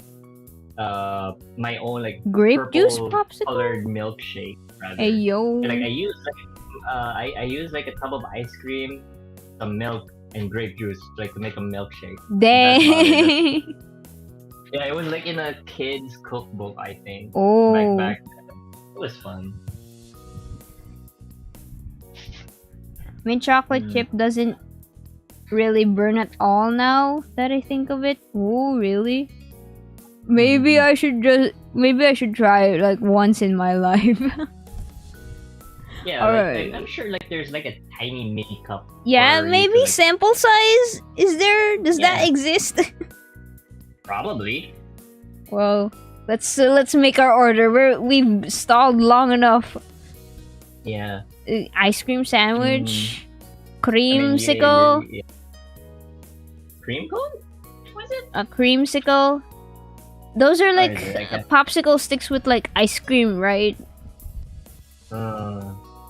I Actual never ice really cream. thought of it much. The Magnum ones. Magnum ice cream. Oh, yeah. Yeah, probably, yeah. Do we get one? Strawberry, orange. Yeah, let's get. Will this have nuts? I want nuts. Well, why is this? Oh, no, Why do am use Why am I taking so long to choose? This is a visual novel. I mean, won't be getting That's this. true. I won't like, even be okay, able to then- taste it. That's true. I mean, to be honest, like two of our like favorite types of ice cream are there already, so like we could just take one of those, right? Yeah, ice cream sandwich. You can never fail with that. You've You've always liked that kind of thing. All right, I also got that one back when we were kids in this game. Oh. We got ice cream sandwiches. Damn, you remembered? What the hell? That's why you're husband number 1. Damn. Snow cones are mostly just ice. Yeah, but it's like, it's fun. It's like you're eating snow. Yippee! With Yeah. like You're syrup. just Yeah. buying it for the syrup, yeah. Baxter, meanwhile, had yet to finish staring at the menu. With intense scrutiny, his eyes went over the rows of advertised frosty desserts long after everyone else already had theirs. It was getting awkward, especially for the lady in the trunk, who would be stuck there until he finally got around to ordering something. Terry lady tried to in break trunk? the ice. The truck. I can't Oh. read today. I can't read today. I thought they kidnapped someone or something. Imagine you just kidnap someone and they just stop for a while just to get ice cream. We kidnapped someone, yo. Oh Terry tried to break the ice or ice cream and cracked the joke. Get the ice cream sundae cup. The ice cream is totally white and the chocolate sauce looks almost black. He found that to be a side splitter, but it didn't even make a dent in Baxter's reverie. The world around him was lost in the palace of his mind. no. Man's got Baxter? decision paralysis. We were having decision paralysis too. That's true. Still no reaction. A new strategy was needed. Terry stuck a hand in front of his face, cutting him off from the pictures, taking all his attention. He blinked, and the spell of those tantalizing treats was broken. I'm sorry. Oh, I'm sorry. Is something the matter? That was what we wanted to ask you. You've been quiet for a while. Ah, yes, I have been. Baxter put a hand to his chin and popped his hip to one side. The focus that had been so centered on the truck was now set upon the rest of you. With that pose and his already eccentric style, Baxter looked like a side character in a cartoony mystery game. One who was definitely not the criminal, but still needed to be cross-examined for important details. Ace Attorney? Bro. Bro, looks like an Ace Attorney NPC. Ayo. My problem is this. I'm unsure if I should get a dessert that's to my usual taste. If I do, I'd be certain to enjoy what comes from the ice cream truck. But that would be nice.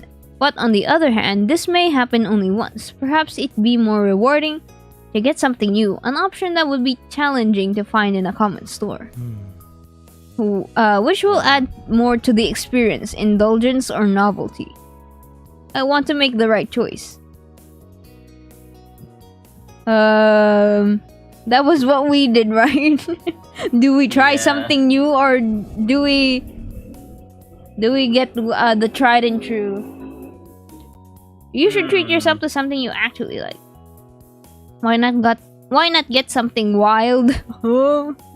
You can get more than one what treat. Type of person is Baxter then? Like, Well, is he the type of guy who he's would go putting for up it a or front not? right now. In this entire vacation, you'll pick up that he's like putting up a front. This isn't what he truly is like. So I don't know. Will he choose the wild option? I don't know. Get whatever you want, and then you can try what I got too. I think worrying about what's absolutely perfect will really waste the moment. You listen to Baxter vent his concerns as he worked through them. What do we do, man? Hear me I out? could share, yeah. Oh, Man, eat the- chat said, Oh, no. "Hear me out. Eat the road gum." No, It's Bro. Omni, no! that's not on the menu. That's not on the menu. Unless you're a seagull, in which case, still no! What? Unless you're a seagull. Okay. Well, you can try what I got to. Get whatever you want. As long as we don't get the same things, you'll be able to sample 2 different treats. It's settled. Oh, well, I can't reject such generosity. In that case, my decision is made. Fun. Yay! Success! Baxter Nice. approached the truck determinedly and leaned against the counter. He spoke briefly to the patient ice cream lady, then money was exchanged. Wait, no. I clicked something. There. In return, he got his prize. The coveted ice cream truck treat was finally in his hand. Baxter already What is explained it? the method of his decision making, but what actually amount to was a mystery. He held it up to the curious onlookers. In his grip was a damp wrapper that boldly stated what laid underneath. A creamy popsicle made to look like a cute girl with bubblegum pieces in the eyes. Oh no, it's the cursed cartoon popsicles! No! No! She was a character from an ever-popular cartoon show. A sweet thing colored mostly by blues and yellows. An overall wildly out of place for a man like Baxter Ward to possess. Is this a Sailor Moon popsicle? Oh my goodness! I don't know. I would have gotten like the Sonic popsicle, in my Oh opinion. yeah. I'd go for the SpongeBob one because it Man. just bleeds. It bleeds out like crazy. It looks so cursed. Baxter was living on the edge that evening. Cope snorted a laugh. Terry applauded. Oh yeah, you can't get that in a grocery store. Yep, yep. Or at a restaurant. And it'd be really hard to make yourself. You've done good, Baxter. Entirely straightforward, Baxter made his intentions known. This will be the first and last time I consume a small girl's face, ideally. Whoa!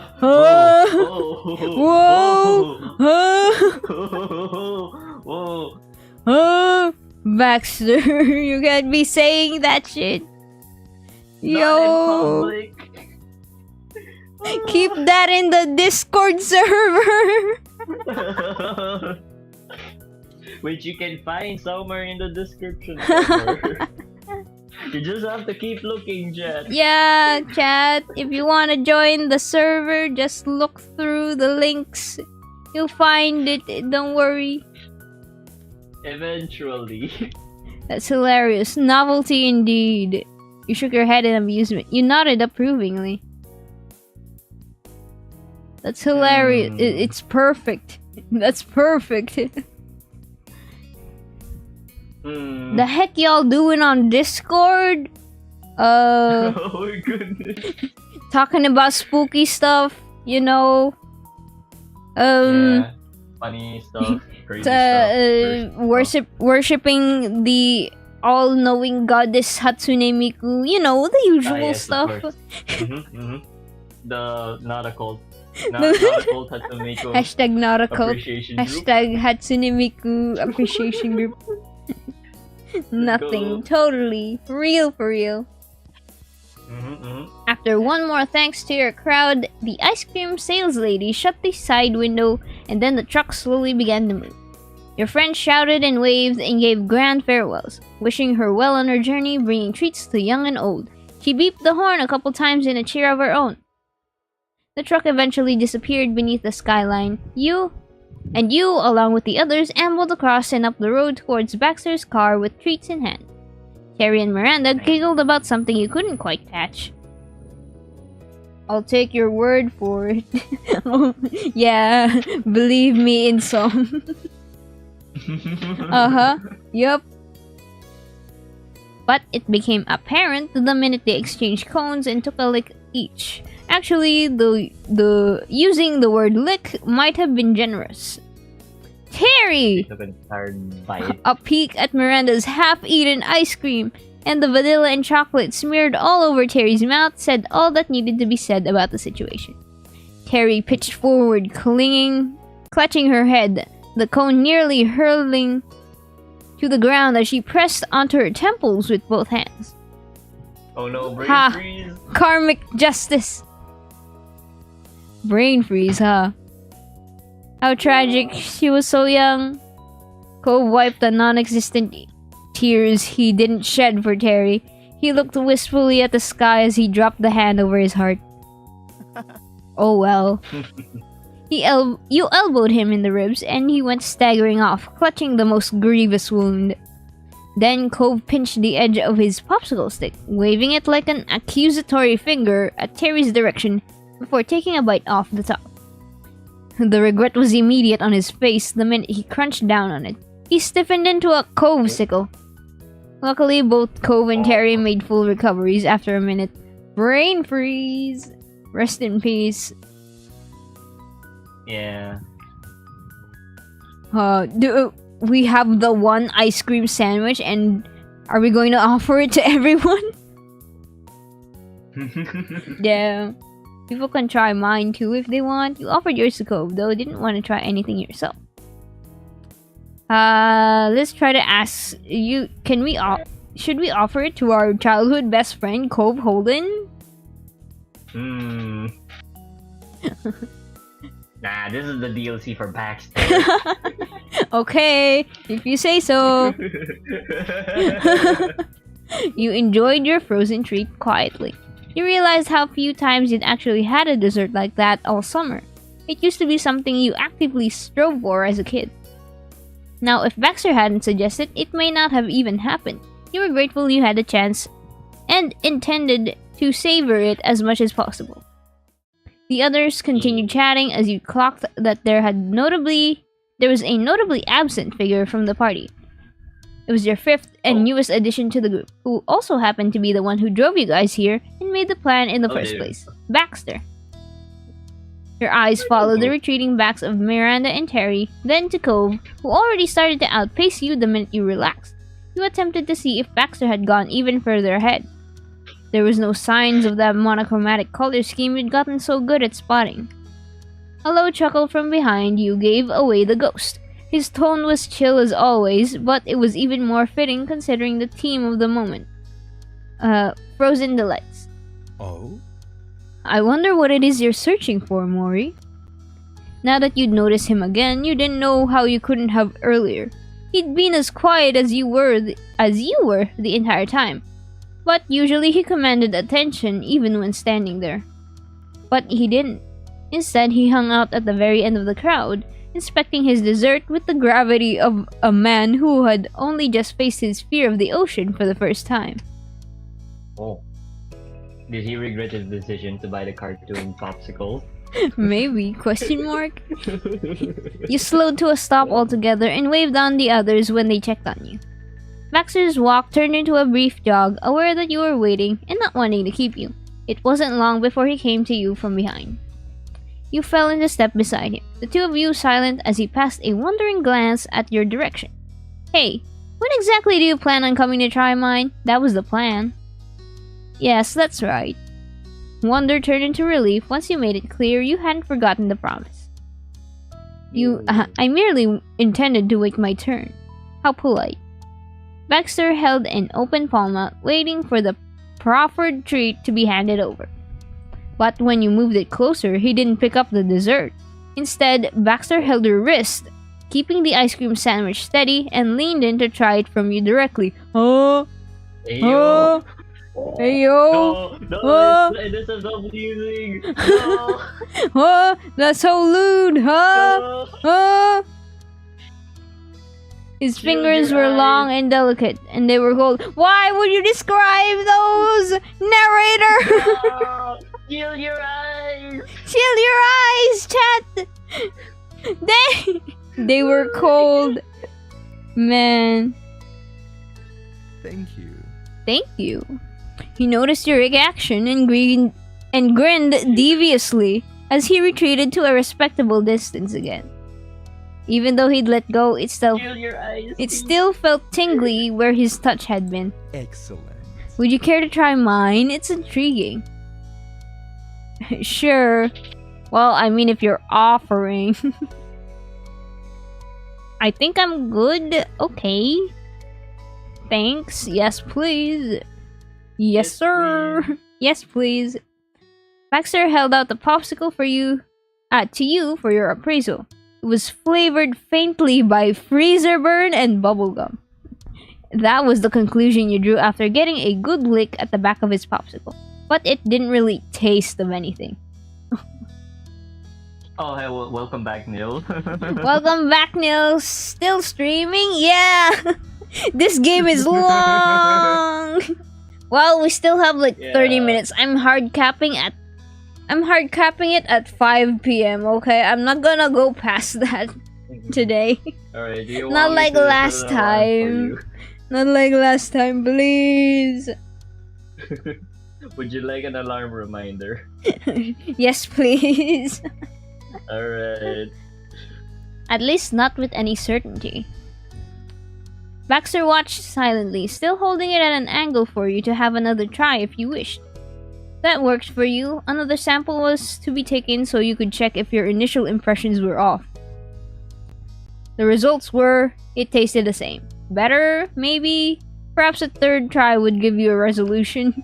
No! The look on your face must have said it all, because he shrugged before dropping the treat within your line of sight again.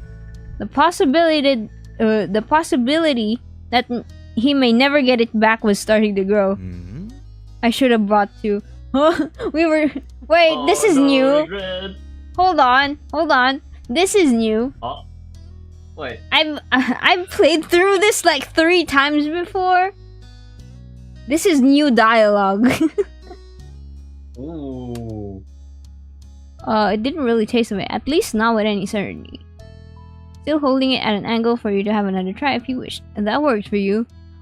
Another sample was to be taken so you could check if your initial impressions were off. The results were, it tasted the same. Better, maybe? Perhaps a third try would give you a resolution. The look on your face must have said it all, because he shrugged before dropping the treat within your line of sight again.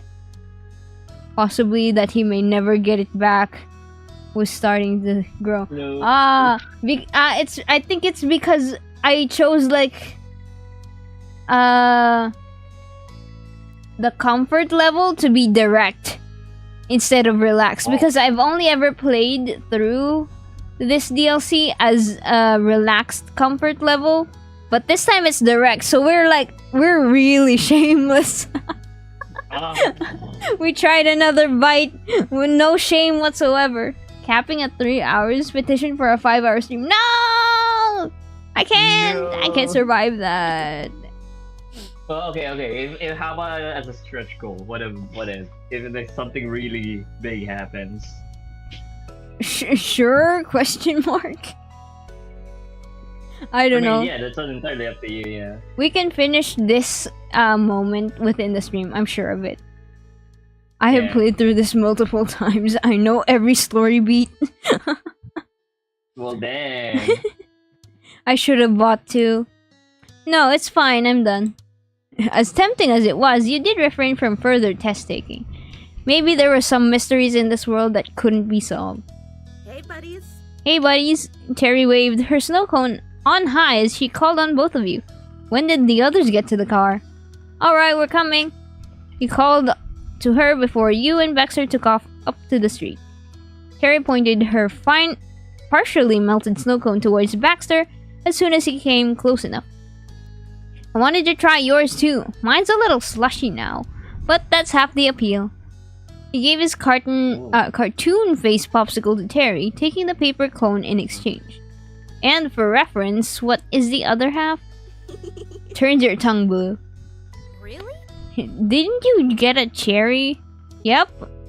Are you sure you didn't get the wrong one? I'm not sure about anything in this life. Me too, Terry. Welcome back, P. After they each got a chance to try the other's dessert, Baxter and Terry swapped again. Then Baxter leaned against his car hood while everyone else happily situated themselves around the area. Randy and Terry took seats at the sidewalk curb, apparently heatedly debating the possibility of blue cherry being a real flavor. Terry had a fair argument considering raspberries weren't blue, and yet blue raspberry did exist for some reason. Yep. I've never tried blue raspberry. Scheme. It's all a big marketing scheme. It's just food dye with artificial flavoring. Cove hovered nearby, couching himself on the summer-warmed asphalt. He stretched and strained, trying to lick a stream of melted coconut popsicle running down his arm. You remember you can't lick your elbow, right? You never could. Ignoring your well-intentioned warning, he pressed on, his face squished against his forearm, tongue angling to try anyway. I can do it. It's personal now. Wow. The limits of the human body were a pain. But it was still pretty funny to watch him try to fight against it. With the absence of the ice cream truck's music and the thrill that came with that, the street seemed entirely different. Houses quietly lined the street, and you now heard the rush of the wind. Branches swayed overhead in the breeze and leaves rustled. It didn't carry the comforting smell of sea salt. So, here we are. Terry heartily licked the side of her snow cone. She leaned on her fist, the arm propped up on a raised knee. Her tongue was extremely blue now. Far away from where we belong and who knows where, camped out in front of some random suburban person's house. Miranda tilted her head back to look up the mailbox mounted on the concrete. Rocking to one side, she craned her head to get a read on what number was on the side of it. Thanks. Thank you to the fine people of 231... whatever the street is. Thanks. Sure, thanks people of 231 whatever street. Nice. Right, and thanks for driving us all the way here, Bax. Can I call you Bax? Before he could answer, Terry sucked in a bit of air and waved it off. Nah. No, that's not right. I'll work on it. Baxter chuckled, taking another lick of his popsicle. There's no need to thank me. That's exactly what I wanted to do. Hey, what you guys think of the ice cream truck? I'm not sure it was worth all the trouble. Totally worth it.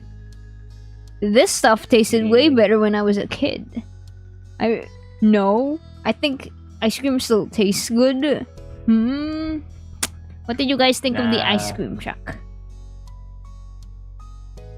I loved it. It was worth the, I think.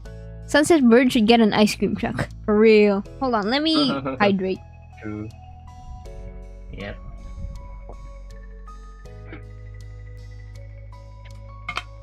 I forgot other people like popsicles. Wait, Insom, don't tell me you bite off your popsicles. I mean, I do it. I bite my off my goodness. popsicles. Like straight off the bat, or like wait for it to like melt a bit before you start biting into it? Kind of deal? I tried to like take off all the freezer burn, lick off all the freezer burn on the popsicle, and then I try to bite it. Damn. Not like with my front teeth though. Nowadays. I have like, what's it called when your teeth get sensitive when it bites into something cold? Well, yeah, sensitive teeth. Teeth sensitivity. I have that in my front Yeah. teeth, but on my molars and like at the side of the front teeth, I think I can tolerate that much. If ever I do bite into the popsicles, I use like my tongue kind of deal to like leverage stuff like a fake teeth, like fake tooth kind of deal. Yeah. Lick, then after a while you bite. Most real option, yeah. Oh yeah. I have yet to actually try to bite into ice cream though.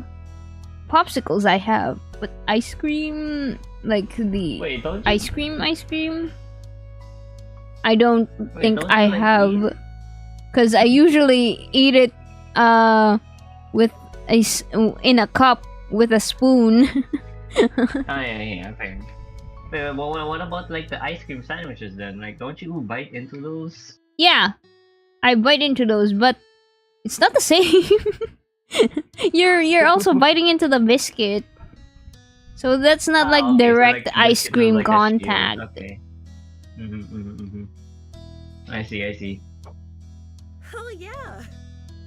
It was everything I've dreamed of for the last hour. Randy nodded, taking another lick of her ice cream cone. A glop of it dripped onto her hands before Baxter offered a napkin, which she happily took. It's one of the best ways to get ice cream. Grocery stores don't come close. I'm inclined to agree. A suitable new feather in my cap for summer traditions. The sky grew pinker and yellower, and you knew the day was soon going to come to a close. Somehow it felt wrong. It had gone too fast to be over. Though summer never seemed long enough those days. As you were about to voice that thought, you heard the dim sound of something gurgling that immediately replaced the words that came out. Hey, did you guys hear that? I did. Yeah, what was it? Oh. Neither of the boys replied to the question, except for shakes of the head and shrugs in the negative. There was no time for a follow-up question because the answer came in the form of a water bubbled, then shot up in graceful arcs all around. Droplets splattered onto the paved driveways and were coming towards the sidewalk next. Sprinklers! Oh, someone turned on the sprinklers. Oh dear. Oh, they saw the teenagers in their yard. They're trying to shoo them away. No. The homeowners don't want you in their yard. Oh no. Randy made a break for it, dashing onto the street with the speed of an Olympian sprinter. Randy, wait up!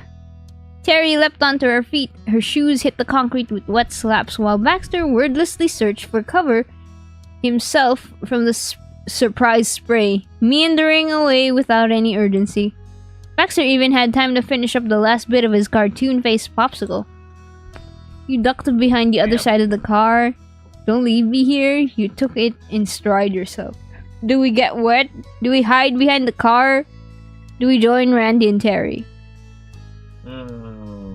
Let's hide behind the Follow car. Yeah. Right next to Baxter. Yes, follow Baxter. Follow Baxter.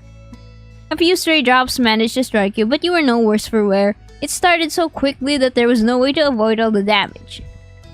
But Cove didn't even so much as flinch. He only stood to his full height with his back to the car, a popsicle stick prodding out of his mouth. He glanced over to the others and grinned as he withdrew the stick clean. Oh? How about this water-based activity? We're all still in swimsuits. Exciting. Oh, well, isn't that an interesting proposition? The challenge had been issued and Baxter threw down the gauntlet. He held his own popsicle stick between his teeth, tossing his shirt off onto the street with the grace of someone who definitely done this before. Cove's eyes popped open with shock, and he didn't allow the surprise to keep him from... Baxter took off his shirt? Oh! What? Wait a minute. Oh. Wait a minute. I haven't seen that before. This is new dialogue to me. Oh dear. Holy shit! He darted off to the lawns. As Baxter came sprinting from behind, it looked more like Cove was running away from him rather than into the sprinklers. My snow cone! Terry complained, sticking the paper cone higher in the air as she stayed well and dry, away from the away from the sprinkler spray. No. Finish the snow cone already, Terry. It'll melt! Please. Just finish it, Terry!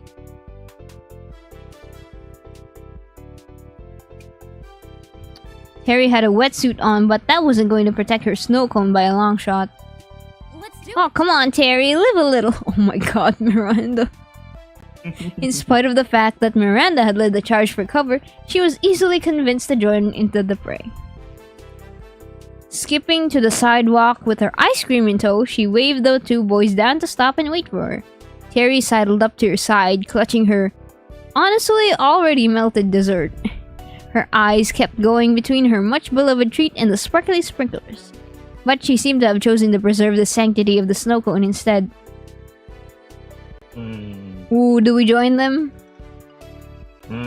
Forget everyone else, those Baxter sprinklers joined were in. yours! Here I come! Let's go. Forget everyone else, those sprinklers were yours. There was no need for a preamble or an introduction.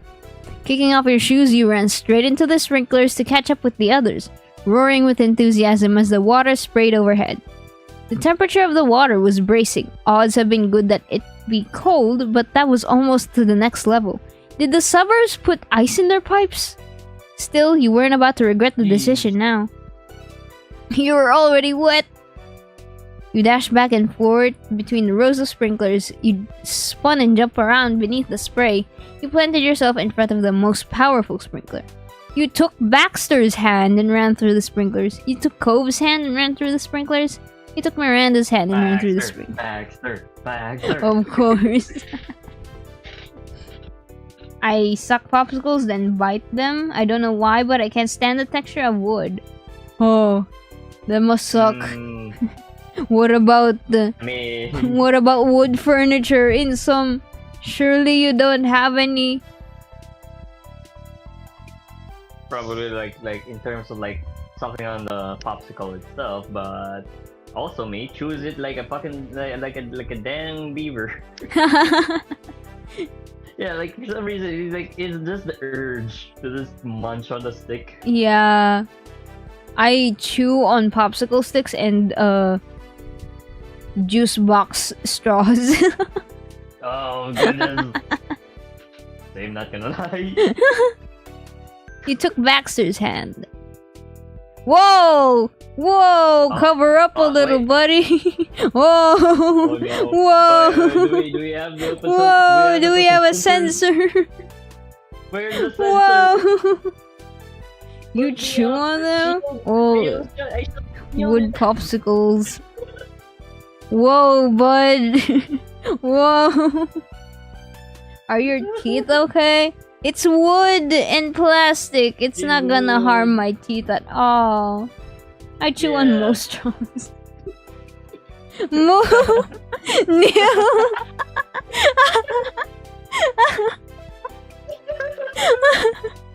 This is to prevent us from being all right, I'll keep you guys. I'll let you guys like 5 seconds, okay?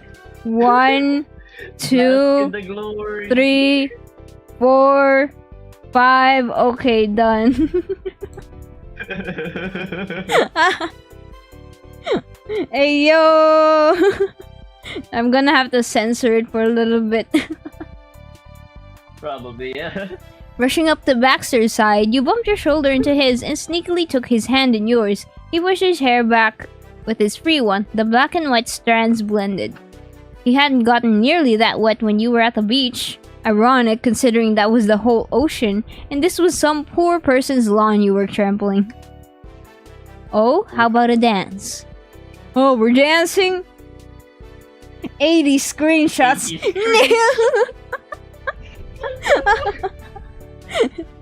In reply, you kicked out a foot in a grand pose. Grinning, he twirled into you, curling your arm around him. That's wonderful. Wonderful. Baxter spun himself out and you made your way through the sprinklers, trading twirls and stopping to spin together. You were all fancy-footed and careful until suddenly you heard Randy cry out in surprise. Oh. She was covering her mouth. Okay, let's move back.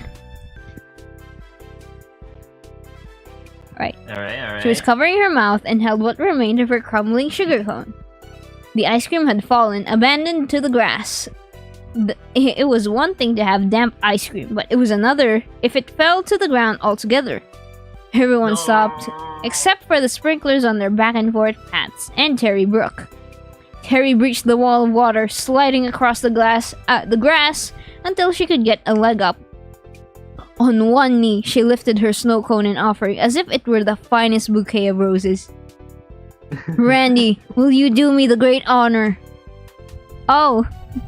Miranda lit up brighter than any star, giggling as she wiped the last streaks of her ice cream from her fingers.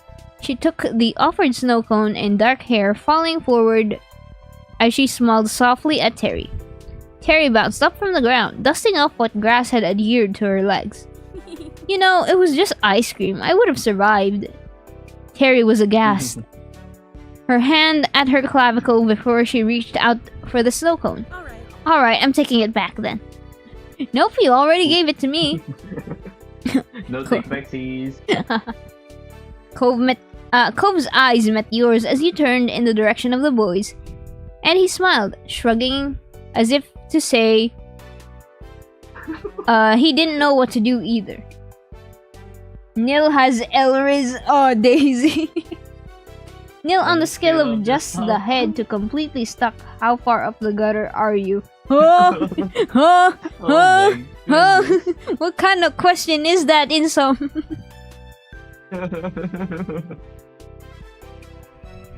The two were already invested in a new game of keep away until Cove stole it right out of their hands, only to be immediately dogpiled by both. You turned to search for Baxter to see if he was going to join the fray, but he was distracted. His attention was squarely fixed on Miranda and Terry, watching as they argued about whose snow cone it was and if Cove really had a stake in the matter. I see. He's clocked it. He's actually finally clocked it. He really has. There is a tension between Miranda and Terry. Yes, it is very obvious, honestly. He hummed, stroking his chin with consideration before brown eyes met yours, and the thoughtful expression gave way to a lax smile. He chuckled, gesturing to them as he gave you a look, to ask if this was typical, an answer to which he readily provided a big thumbs up. Hey, nice job. I'm on it. For Randy, anything. Terry beamed in reply, elbowing Cove in the ribs before the sudden hiss of another sprinkler rising from its earthly tomb reminded her of where they were. Randy shotgunned the rest of Terry's snow cone. A champion was born. Terry responded by crushing the paper cone against her forehead, to Miranda's delight, though she didn't get some of the syrup in her eye. It wasn't long before the interlude was forgotten. Dancing and leaping resumed in earnest. But all good things must come to an end. Eventually, the sprinklers retreated into the ground, and all that remained of the celebration was 5 dripping young adults. Boo! I was just getting started. It should have gone longer. Well, you should have gone in sooner, Terry. Honestly, I think it went on really long for being a bunch of sprinklers.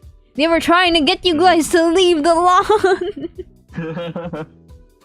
Honestly, I'm surprised they didn't like go out on their front lawn and just started yelling at them. Yeah. maybe the homeowner was non-confrontational. Maybe. The sun was situated almost perfectly halfway below the horizon. It was probably about time to call it quits for the day. Actually, you were really sure to call it, when another breeze swept by and caught on the now soaked and very cold fabric of your clothes. Shivering in place, you watched as Terry and Miranda immediately found each other, the girls clinging desperately to each other for warmth. Cove tugged at the hem of his shirt, pinching it away from his body before allowing it to fall back with a wet slap. Why didn't you take it off when you went into the sprinklers? Now you don't have dry clothes, Cove. Yeah. Gotta go have fun, y'all. Alright, P, have fun. Get the children off the lawn. Will do. Will do, Captain. So long, gay Bowser. Huh? What? Whoa. I should have taken this off before I went in, you think? He promptly rectified that and took off his shirt, cheeks pinking with embarrassment when the girls took a break from being cold to whistle at him. Oh no, he's being catcalled. Guys, I wasn't wearing this at the beach. It's not different now. Cove wrung the water out before swinging the shirt over his shoulder, instead of pulling it on again. And before anybody says anything, it's gonna be colder wearing that than not wearing it. Yeah, cold clothes. Oh! Wait, no, not my sunglasses! What? What happened? Sensor. Delay. Hang on. Stream delay. Gotta censor.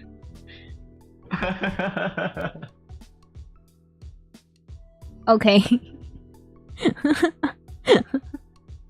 we There gotta you go. we gotta censor that. Well, I didn't censor Cove when he was like half naked back then. But I've become desensitized to Cove, so I didn't think it was an issue. But like with Baxter, it's like, oh no, this is new. I need to hide this. I do Yeah. regret we did not bring our towels. 50 screenshots. What's with the double standard? Hey man, it's because we're romancing Baxter. We're objectifying him right now, not Cove. Cove is like our bestie. He's fine to walk around without a shirt. But with Baxter, we're looking at him like a romance partner, so we're objectifying him. No degeneracy. Thy name is you. Boo. Goodness. He ambled on the road to pick up his abandoned shirt. Oh, he's gonna wear it back on? Wait, hold on. Baxter then returned to his car side, as did the entire gang. I must confess, I didn't find it nearly as cold as you all seem to. Would any of you care to use this? His eyes met yours as Baxter offered his shirt up by the collar. Oh, Take it. Oh. Take take the shirt? Thank you, what a gentleman. Alright, I'm not that cold. It's alright, I'm not that cold, you should wear it. You shook your head, I'm not that cold. You suddenly took the shirt from his hand. Do we go extra and call him what a gentleman? Or do we just take the shirt? Are we going to be nonchalant? Are we going to be nonchalant about this? Gentleman. Thank you, what a gentleman. You draped his shirt over your shoulders like a blanket. It didn't quite fit right. The fabric was thin, so it soaked up what water was still on you. But when you pinched the front of it closed, it kept the wind out better, and that was enough. It wasn't immediately obvious at first between the earthy smell of wet grass and damp asphalt, but you picked up on the scent of something heady and floral. That definitely wasn't you, and it sure wasn't this neighborhood, or Cove, or the girls either. Floral? He had cologne. He has probably. perfume. The thought that was nearly put aside until you burrowed deeper in his shirt to trap what warmth you could, that you realized it was probably Baxter's cologne. To the side, Terry and Miranda remained linked. Their knees were practically locking onto each other. You couldn't pry them apart with a crowbar if you tried. That had to be effective. Ooh. Alright, hold on. Let's move the choices a little bit. Let me move. Yeah, okay, Well, there. there's choices. Here's the choices. Alright. Alright, Randy, Terry, let me in on that. I'm cold. Baxter, want some help warming up? You open your arms to him. Cove, come over here. You open your arms to Cove. I really didn't think this through. For Baxter? Are we going to hug Baxter? Hey yo? Okay. This Sure. is the Baxter DLC after all. Oh, hey yo! Oh! More. Oh god, shoot this Baxter again. No! Oh wait, no, I'm not. Not the big enough sensor. Hey yo. Baxter laughed and threw up his hands, relenting as he shifted for you to come closer. You made your way over without further fanfare, and he pulled you into a tight hug despite the water on him. He hadn't lied, he was warmer than you would have expected any of the others to be. Ooh. My reaction, I wasn't fast enough. That's why we got VODs! Nice. But you couldn't exactly pretend that the goosebumps up and down his arms weren't there either. You rested your arms comfortably around his waist. You doubly... Doubly? How do you pronounce that? Huh? It's doubly. Doubly? You doubly confirmed the rich scent was his cologne, but you couldn't tell what the smell was exactly. It smelled pleasant though, and you only noticed it more once you started to think about it. Caught up in your own reverie, you didn't notice when he leaned in closer. His lips at your ear. Huh? Oh. Oh. Huh? His Oh. lips at your ear. Perfect. Your thoughtfulness is appreciated, Mori, and so is your body heat. You don't need to thank me for anything. Oh, he's talking into our ear. It was the sudden cough from Cove that made you remember exactly where you were. When you looked over Baxter's shoulder, Cove glanced away as he awkwardly scratched his cheek. Wow, get a room! Hey yo! Hey yo! He wants your earwax. No! Oh, no. Inso! No! No! Baxter's chest rumbled in a low laugh, nodding in agreement as he released you from his embrace. He did, however, allow his arm to settle comfortably around your shoulders. Oh! Baxter then gave the group a once-over. Miranda and Terry were still clattering their teeth, and Cove, in spite of claims to the contrary, wasn't doing too hot either. It would be no trouble if we were to return now. I truly don't mind if the car gets wet.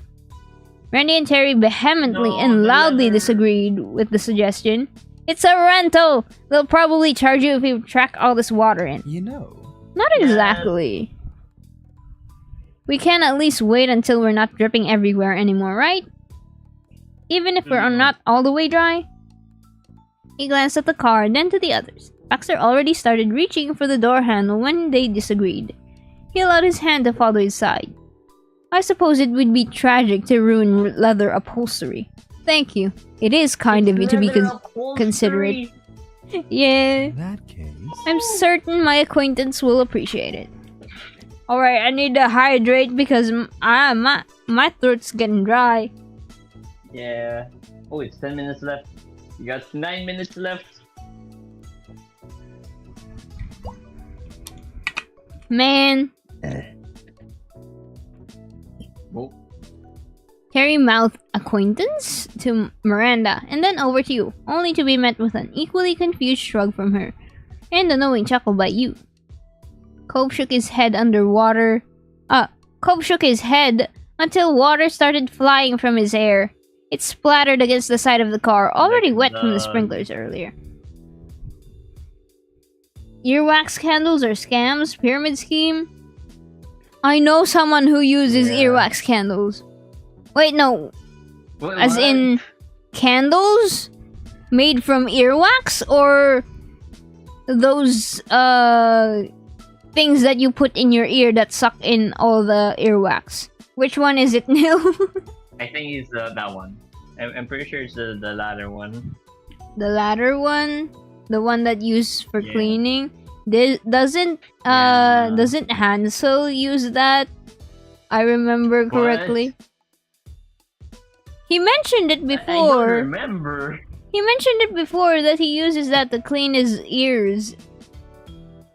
The second one. I gotta ask him about this again. Jeez. The second one, obviously.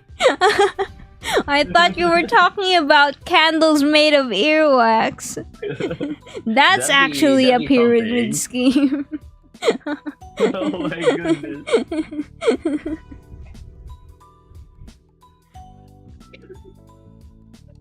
Hey, Cove! If it's fine with Baxter, then we can stay a while longer. Absolutely. Staying longer didn't mean staying still, though. You and the others walked down the sidewalk, sandals and shoes squelching with the residual wetness. You made your way through the neighborhood. The neighborhood, but not your neighborhood. So. Oh no! Oh my god! It's okay. We need to double. Do we double censor now? We got Cove on Let's screen go. too. You can use me. You can use me to block. use the tiny bonsai to block Cove. He just Yippee! rotates me at a longer angle so that I can covers it. Like, Oh man. There. let's go. Hold I on. am big. I'm sitting on the text box. Oh shit. Hold on. Oh my god, I'm taller. There. Oh, I'm wide. Oh.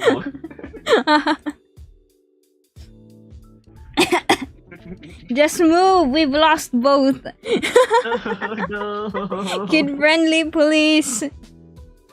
Daisy's here. We gotta censor Daisy's here. Oh. It's weird that it doesn't smell like the ocean. Yep.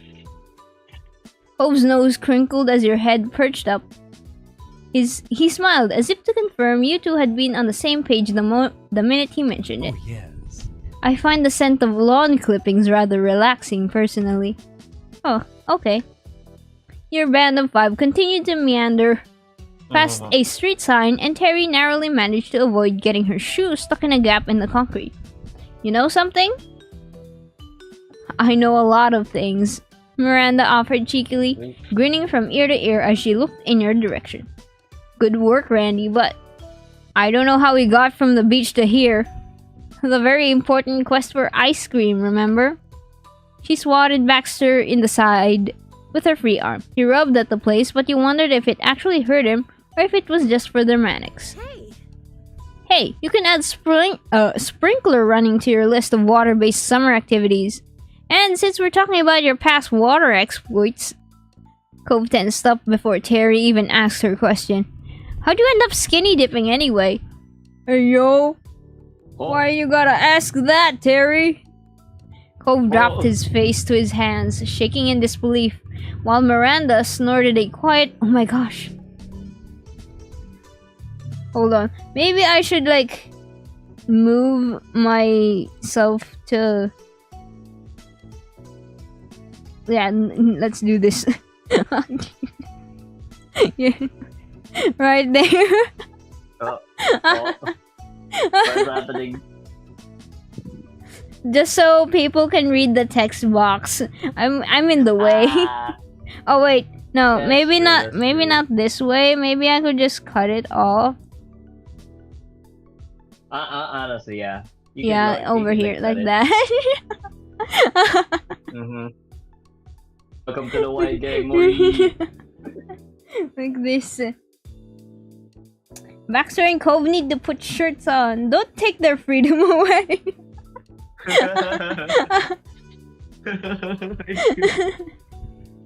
It was Honestly, 10. like, here's a good question.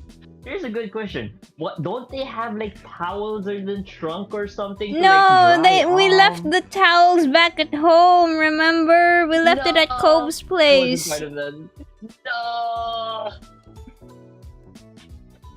If I ate chips with dip, it would probably count as skinny dipping. Yeah, sure. Yeah, in some. It was tempting to point out that Cove was the one who brought up water-based activities to get Baxter's sprinkler running in the first place, but you resisted the urge. Impressive segue, Terry. What? What? You guys aren't curious? I'm just asking what we're all thinking, and the people want to know. I'm the people. It wouldn't have been obvious he responded at all if it wasn't for the slight pressure against your shoulder. Baxter gave a half shrug with his free arm. Oh, his arm was still on our shoulders, ayo, while we were walking, ayo. Oh. Dang. Ayo. It's not nearly as intriguing as you might imagine. Honestly. I believe it was 3 years ago. I was vacationing at a lake cabin and was dared by those in my company. I wonder if this ever comes up in the next game. There's like a next game where Baxter also appears. There's another Our Life game.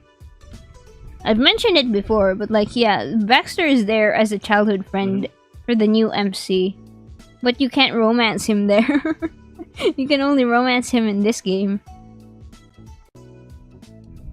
Hello, Ariel! Oh, it's Ariel. Hey, Ariel. Oh, Ariel. Hey. Here's a treat for you. Here's a treat for you. Yippee! 1, 2, 3, 4, 5, 6, 7, 8, 9, 10. Okay. He's gone now. Nice. He's gone again. No. Ew. Of course you'd say that. Of course you'd say that. Man. Daisy said, wondering how this game is rated 16 plus if they haven't seen any swearing so far. I've seen no swearing This for is this so why. far. This is why. Yeah. Yeah, there's like 150 speech. implied content at 18 when you're 18. We're currently Yeah. 18. The MC is 18. Shirtless. Ayo. 150 screenshots. Nil. No. And stream at 5 p.m. What 5 p.m.? I don't remember you saying that. All right, it's 5 p.m. Oh shit. Yeah. Well, it's almost at the end now. We can do Yeah. a final stretch. I know how this ends. Alright. Are Dare? we just gonna speedrun this? Yeah, I think so. Tale as old as time. I believe it was around midnight and the water was freezing, but it did make for a memorable trip. As I said, it wasn't a particularly remarkable story. When you heard the sparse details, it was easy to believe. It seemed exactly like the kind of thing Baxter would do. He may be accommodating, but the minute that Cove challenged him to something, it was on. Now, Whoa! Baxter. Whoa! There's someone new! Hold on, I need There's to another adjust person. stream. Oh my god. Hey yo! Okay, we'll use bot. We'll use the bot to censor Cove. Yeah, there. Let's go. To anyone that's watching, to like want to see the shirtless men, you're not gonna get that here. What is this? Ariel? What is this? Why is there a bum on the screen? Hey yo! Oh Hey, my yo. goodness. Riot, are you gonna take that? Nil's calling you a bum. Oh. Hey yo! More remarkable was today's adventure, I wager. It is not every day that I am able to go running through the sprinklers or chase an ice cream truck across the city. Much less with such delightful company. Oh, you. Terry let one hand dangle daintily. Her opposite one was covering her mouth as she acted like one of the many old ladies you could find around Sunset Bird.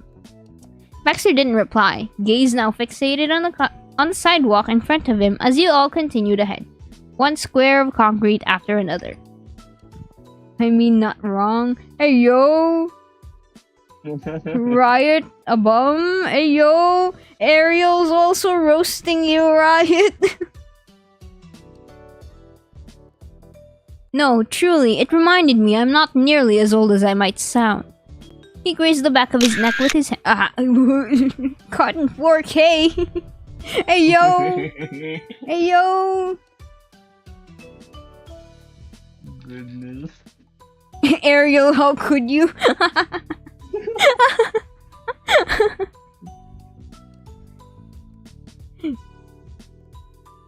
Then he stared up at the sky, and it was clear he wasn't staring at the clouds.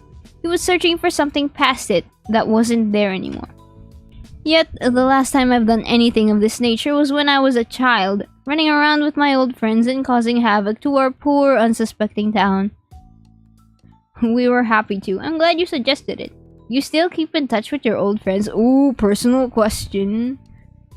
Is Oh. this different than what you normally do with your college friends? You smiled at him Oh, welcomingly. that's a lot. You look quietly out into the distance, listening. I'm glad you suggested it. Baxter hummed comfortably, allowing the conversation to lapse into silence. That's what you get for being on YouTube. No! No! No! Oh. No! Man! I'm on Twitch too! Oh! This may be allowed on Twitch, but not on YouTube. No! My goodness. It turned to Okay. night. It went dark. The twilight Ooh. stroll continued until the sky turned dark and the street lamps flickered. Even as night fell, you thought there might still be a chance to cling to the thread of this day. Everyone was sufficiently dried enough, anyway, to not consider yourselves liabilities. When the vehicle came into view, Cove mumbled, "Staying outside in swimsuits until it's nighttime and getting ice cream. It's really like we're kids again." Yeah, for real. Mm-hmm. Not just like being kids, but kids on a vacation. Well, Baxter is on vacation, but it's like someone's birthday or the 4th of July. Fireworks! Baxter dropped his keys, startled when Terry suddenly screamed. Oh, there's an ad coming in about a minute. We'll stop. Run before the ad comes around. It's in 30 seconds. The ad will come in. We'll stop reading for a bit so people in Twitch can catch up. Yeah. Yeah. Sorry. Oh, sorry. He waved off the apology, kneeling down to pick them up. That was the second time his attempts to open the car had been interrupted. Perhaps the third time would be the charm. What was that about? We can't go home yet. I just remembered there were fireworks today. Cove and Miranda looked at one another before they turned their scrutiny onto Terry. Huh? For what? Ooh. I think it's to celebrate an opening or something. Okay, ad is about to start. Ad break, ad break. Ad break. Did the ad start? Question mark. I didn't see the notice. Ad starting soon. We'll wait for the ad to start, and then it's just a 30-second ad, but then after that we'll be continuing on. Can the ad start now, please? Oh, we might as well catch Riot up to speed. The with amount what's of happened so far, I guess. yeah. Let's catch Riot up to speed. This is the hangout moment. We invited Baxter to hang out with us on the beach today. That's why it's called the beach episode for this stream. Yep. And then we actually got Baxter to wear a swimsuit, which I never got to do. Dang. I think in my previous playthroughs. I don't remember. There's the ad break. Okay, that's that. There's the ad break. Let's wait for 30 seconds. Alright. Yeah, and then we went into a side quest to find an ice cream truck. Mm-hmm. And then when we offered Baxter to take a bite of our ice cream sandwich, he held our hand out in public. You know, like... so like those risky anime situations.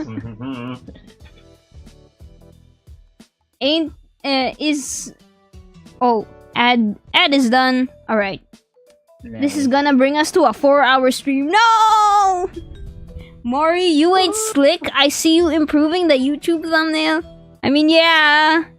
I just added color.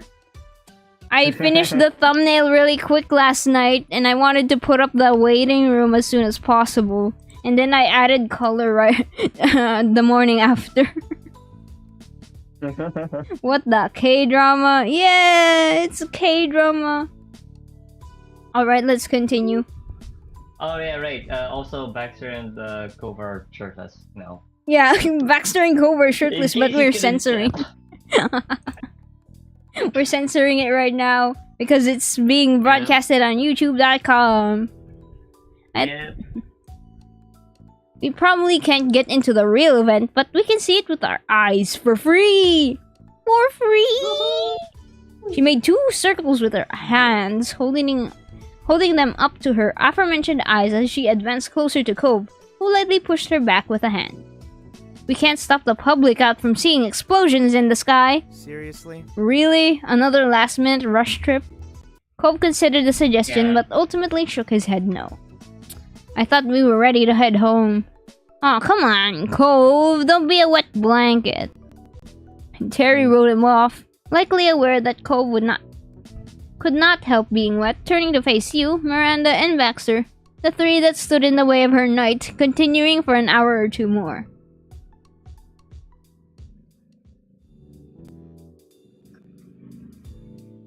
So? Yeah. What about you, Mori? Randy? Baxter? Wanna see some fireworks? Terry continued on without waiting for an answer. Isn't today all about summer experiences? What's more summer than fireworks? Tamaya! Good point. It's fireworks, we gotta go. Cove's right, that's too much. You didn't say anything. What do we do? Do we watch fireworks or not? What It's does Baxter fireworks. think? The fireworks. We get an extra special alone time with Baxter if we go fireworks. Honestly, yeah. Hey chat, do we But go also, we're, like, fireworks? 10 minutes past 5 p.m. Standard sounds like something you wouldn't know, Nil. Ayo! I got more standards than you do. Ayo! Dang. Oh my god, the tension in chat right now. Then take it to Get the a Wendy's room, you again. two. Get a room, you two. Just like, Take it to just like how Discord. Mori- Boom booms, okay. We get the boom booms. Boom, boom, boom, boom. Guess they are fireworks. Alright, whatever. What's one more scene change? I'm on it. Yush! I knew this was a good idea. In Nice. turn, four sets of eyes locked to Baxter. As the driver, his answer made or broke the plan. He chuckled softly. In for a penny, in for a pound. I'll go. Honestly. Genuinely, there's nothing better to occupy my time tonight. We better hurry or we might miss it. Cove rolled his eyes but laughed. There was no time to lose. The fireworks were sure to start soon. If you didn't want to miss any part of it, that meant you needed to book it now. The gang hurried into the car and were slowly blessed with warmth after Baxter turned on the heater and began to kick in. Terry wriggled in her seat, proudly announcing that she had the additional gift of seat warmers to the envy of everyone else in the car. However, the goal wasn't to sit there, enjoying the modern accommodations. It was to get back out of the car as quickly as possible. Okay, I think we can go back to regular stream setup. We don't need to censor anything anymore, question mark. So let's move the PNGs. Yeah, alright, there. I should really Nice. change the profile picture for the translation bot, for the text-to-speech bot, because it appears on my streams more than Riot ever does. It talks Honestly. more on my stream than Riot does. Right. Alright, where is it? Where's the game? Okay, there. It took a while to get out of the winding streets of the neighborhood, but eventually, Baxter reached the freeway and zipped straight to the city. For the second time today, you were met with the silhouettes of skyscrapers in the near distance, but now they were illuminated by explosive bursts of greens and purples. I'm going to be yap speedrunning, by the way. Alright. It's starting! Oh no, are we going to miss it? Baxter's head rested on the gear shift, digits curling against the handle before he switched into the right lane exit off the freeway. Wait, the GPS said... No, that's somewhere outside the city. There's somewhere outside the city that I intended to visit. I believe we could stop there, but we could stop by there and catch the show. It's an unblocked viewing area. Oh yeah. Baxter, you are brilliant! Pedal to the metal! Unless you're already speeding, then don't go any faster. Cove and you turned towards Miranda, but she was hardly paying attention, her hands Wait. covering her cheeks as she cheered Baxter on while simultaneously advocating for traffic safety. Baxter tightened his grip on the wheel, changing a few more lanes before he exited and threaded through another tangle of local streets. Eventually, the car rumbled to a stop, and a waterside path appeared in the dark. Ooh, open view, ayo. Oh, it's not yet catching up. The stream's not catching up yet. Have the shirts Hold on. returned? I don't think they'll ever wear Oh, it. there it is. Currently, the MC is wearing Baxter's shirt and Cove's shirt is wet. So I don't think any of the shirts are going to be returning onto their persons for a while. I'd Unless sell it's you for a miraculously penny. dried up. I'd trade your soul for a corn chip. Hey yo! Hey yo! Jeez. That's kinda You can't really sucks. stand up to the man. It's the or, enemies you to can't lovers really. trope. For real, for real. Everyone piled out one after the other, sprinting from the parking lot. Cove, Miranda, and Terry scrambled up to the edge of the path at the water's edge. Baxter stayed in the middle between the start and end, folding his arms as he hovered behind the crew. His eyes were less fixated on the sights unfolding before you than they were fixated on the other three.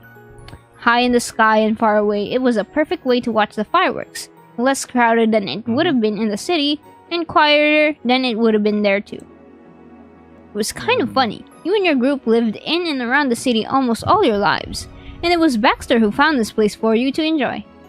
Tourists did tend to put in the effort to find scenic spots. People who could theoretically see something every day didn't always take the opportunities around them. Woo! Ah. You know that Japanese tradition where you see fireworks and then you yell like, Tamaya!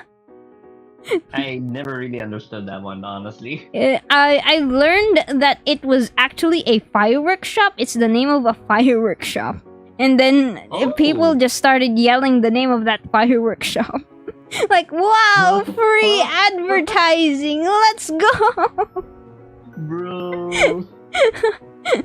I never knew. What the heck? They were enemies? I thought they were just flirting. Hey, yo! Ariel feels it too. Ariel feels it too. Randy pointed out a golden firework and beamed. Ah, that's so cool! Terry held up a hand for a high five, and Miranda obliged her. Terry whooped and shot you a smile. Hey. What color do you think the next one will be? Without giving Baxter a glance, Cove answered immediately. Green. It was orange. Baxter chuckled, but wasn't interested in calling Cove out for being wrong. Hmm? Is that your favorite color? Green? That's... It's one of them. I think that's nice. It matches you. Is yours black? That's one of them. Cove smirked just a little and left the conversation there. Oh, do we stay next to Baxter? Or do we join the three? We stay next to Baxter. We stay next to Baxter. Yay! Ayo! Oh my god. Not again. Oh. Not again. Not again. Man, okay, you two stay there. I demands glory. I demands glory. You two stay there. Alright, I'll give you guys like 5 seconds to enjoy it. Sure. 1, All 2, 3, 4, 5. Just Okay, kidding Neil, out. you don't get any more. You don't get any more.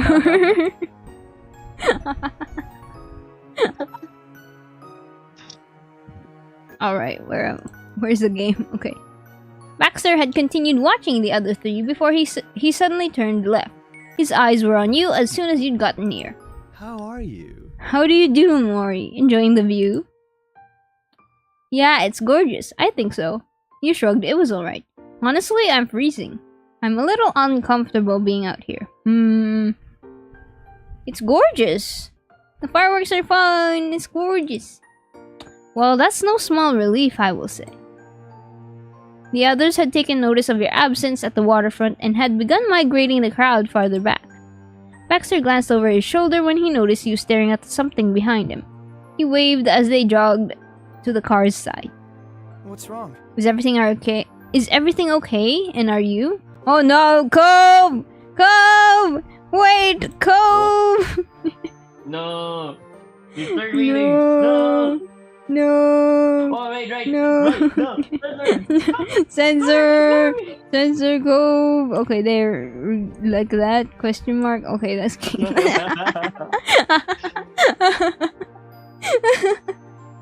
Cove. Are you? Miranda's brows knitted together with clear worry. We can head home if you're not. Yeah. Yeah, it's no problem. You were sweet for worrying, but you shook your head. It wasn't that you were upset. You were just happy where you were. Same as Baxter. I'm fine, don't worry. You're missing the show. I can watch it where you want to. You can watch it where you want to. Is that alright? Well, if you're sure. Despite your reassurances, Cove searched your eyes for any answers to the contrary. Do you want me to stay back with you? Do we ask him to stay back, or is it fine? You should go with Terry and Miranda. You don't have to. You should go with Miranda. You should go with Terry and Miranda. Leave us alone. Leave us alone. Leave us alone, Cole. This is Baxter DLC, not the Cole DLC. It's peeking and looking at me. Huh? What do you mean? Damn, okay. Well, he's about to leave anyway, so yeah. Okay, bye, Cove. Bye, Cole. Alright. Cove smiled softly before quietly retreating. He stopped to take another look at you on his way to the water's edge, but eventually relented as you waved him on. Aw, our bestie! Baxter picked a good place to watch from. Every point and every angle of the view was dazzling. The fireworks sprayed across the sky, and for a moment, you were holding your breath before whatever came next. No words could adequately describe that anticipation.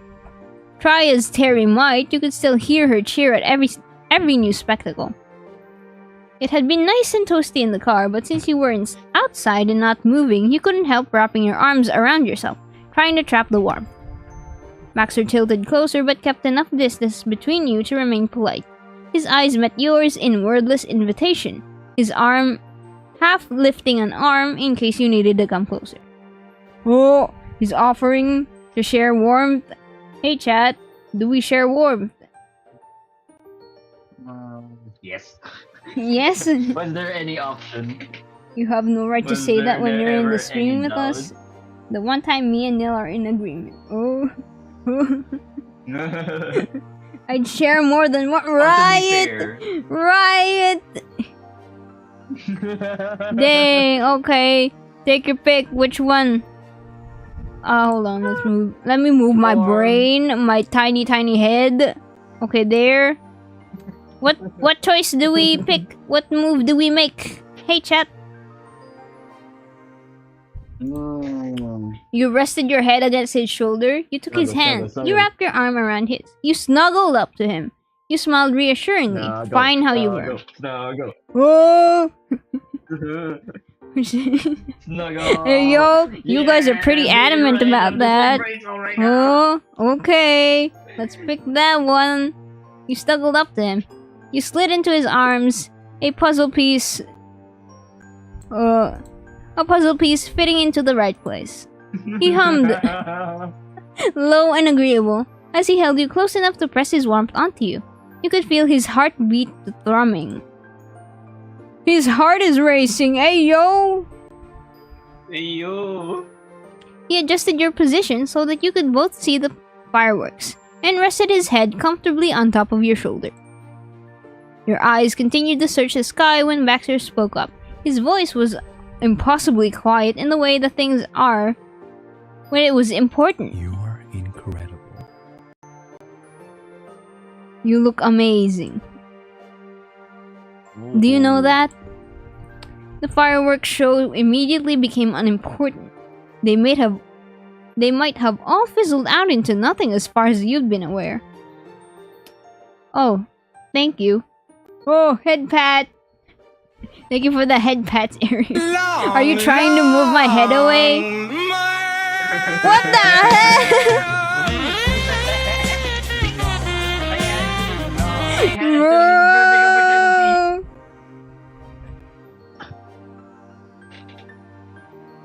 I assure you, my drool is completely unrelated, Nil. Oh, Insom. Don't worry, I handled him so. Were you trying to move my head away from the screen, from the censoring, Ariel, with that head pat? Or were you trying to move my head away? Oh my goodness. Do we say thank you?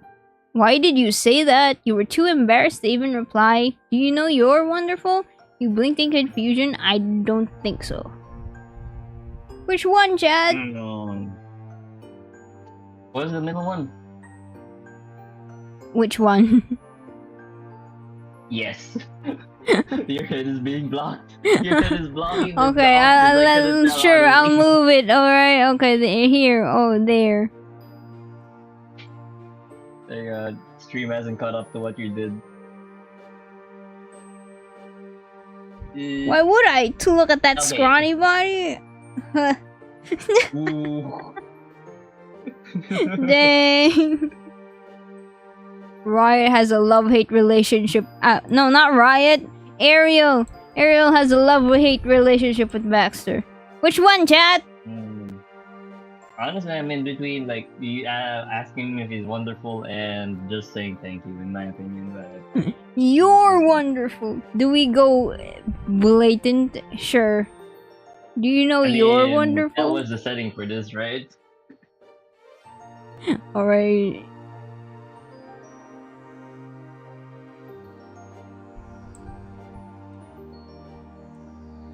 Okay, Blink. back censorship. The corners of his eyes crinkled as his gaze settled on the horizon, though you couldn't tell if it was out of amusement at the situation or some unexpected shyness. In the dim light, you could make out the glare of the fireworks in his eyes. They hadn't vanished after all. I've been meaning to tell you that all day, since we were at the beach. When we were talking side by side after that ice cream truck left. And in your bedroom. Oh, why would you mention that? Oh, oh. Riot has a love-hate relationship with Nil. Dang, real. Hey yo, what kind of line is that, Baxter? What? Nothing stood out in your memory as particularly unique. It was so natural the time we'd spent together. But now that he'd gone and said it, you had to accept the reality that he'd been anticipating this since the very beginning. The whole time, Baxter had been waiting for the opportunity to say something. To be honest, It may surprise you to know I'm not adept at picking my words. I care a great deal about what I say and that it makes the correct impression, yet I am not always successful. My approach is off, really. Fortunately, even if I could realize there wasn't a right moment to tell you that. I'd rather leave out the hate part. Wait, no, not the hate part. Oh! Oh! Riot has a love relationship with Nil. Oh! Ayo! Hey! Oh, what's that? I hear wedding bells. There you go. Ayo, Cotton 4K, the truth has come out!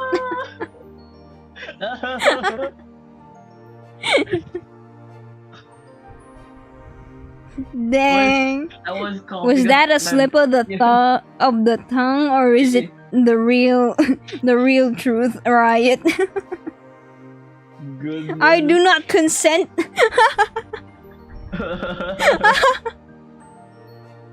It was a slip up. Ayo.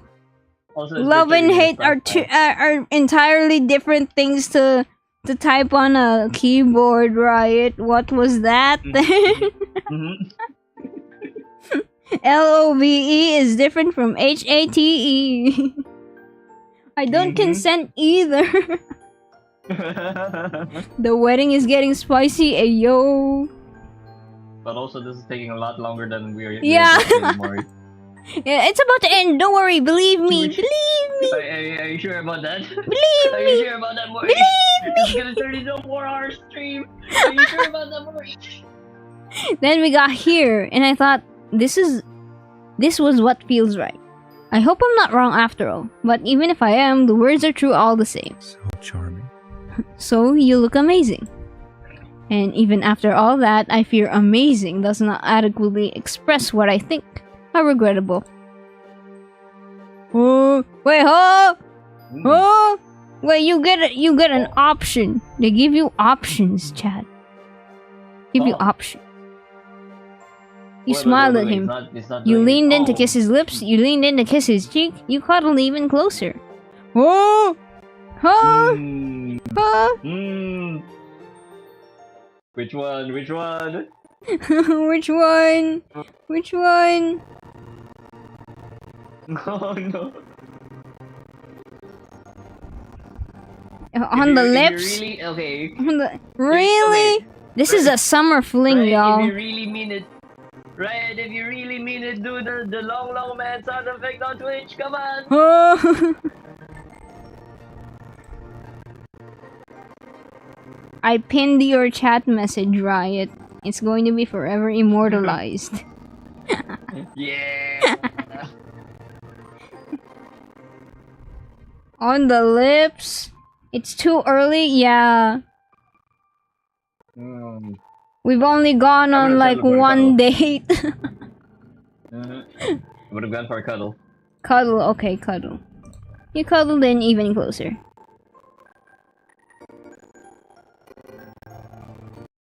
He said nothing else as he welcomed the embrace. When you listened for his heartbeat, you heard the thrum of a hummingbird's wings. His heart is beating really fast. A lot of pervs in YouTube. Ayo. Ayo. This is why I often tell chat to behave on YouTube. All right. This is like the end now. One explosion of colorful color followed another, and the exuberance of your friends couldn't be measured. You'd seen fireworks before. There weren't anything new, but all those times you attended events before, it wasn't anything close to this. You nearly missed it, and it wasn't even a show really for you to see. That's what made it special, the effort it took for you to get here, the place you were watching from, and the people you were watching with. The finale of the fireworks took center stage. Dozens scattered across the sky, and the sparks of them descended into the sea below. It was as if they were impossibly far away, distant stars, and yet also close enough to reach out and touch them. In the back of your mind, you knew that there would likely never be another day exactly like that one. When it was over, it'd be over forever. And that made it a precious experience. Cherish your memories, people!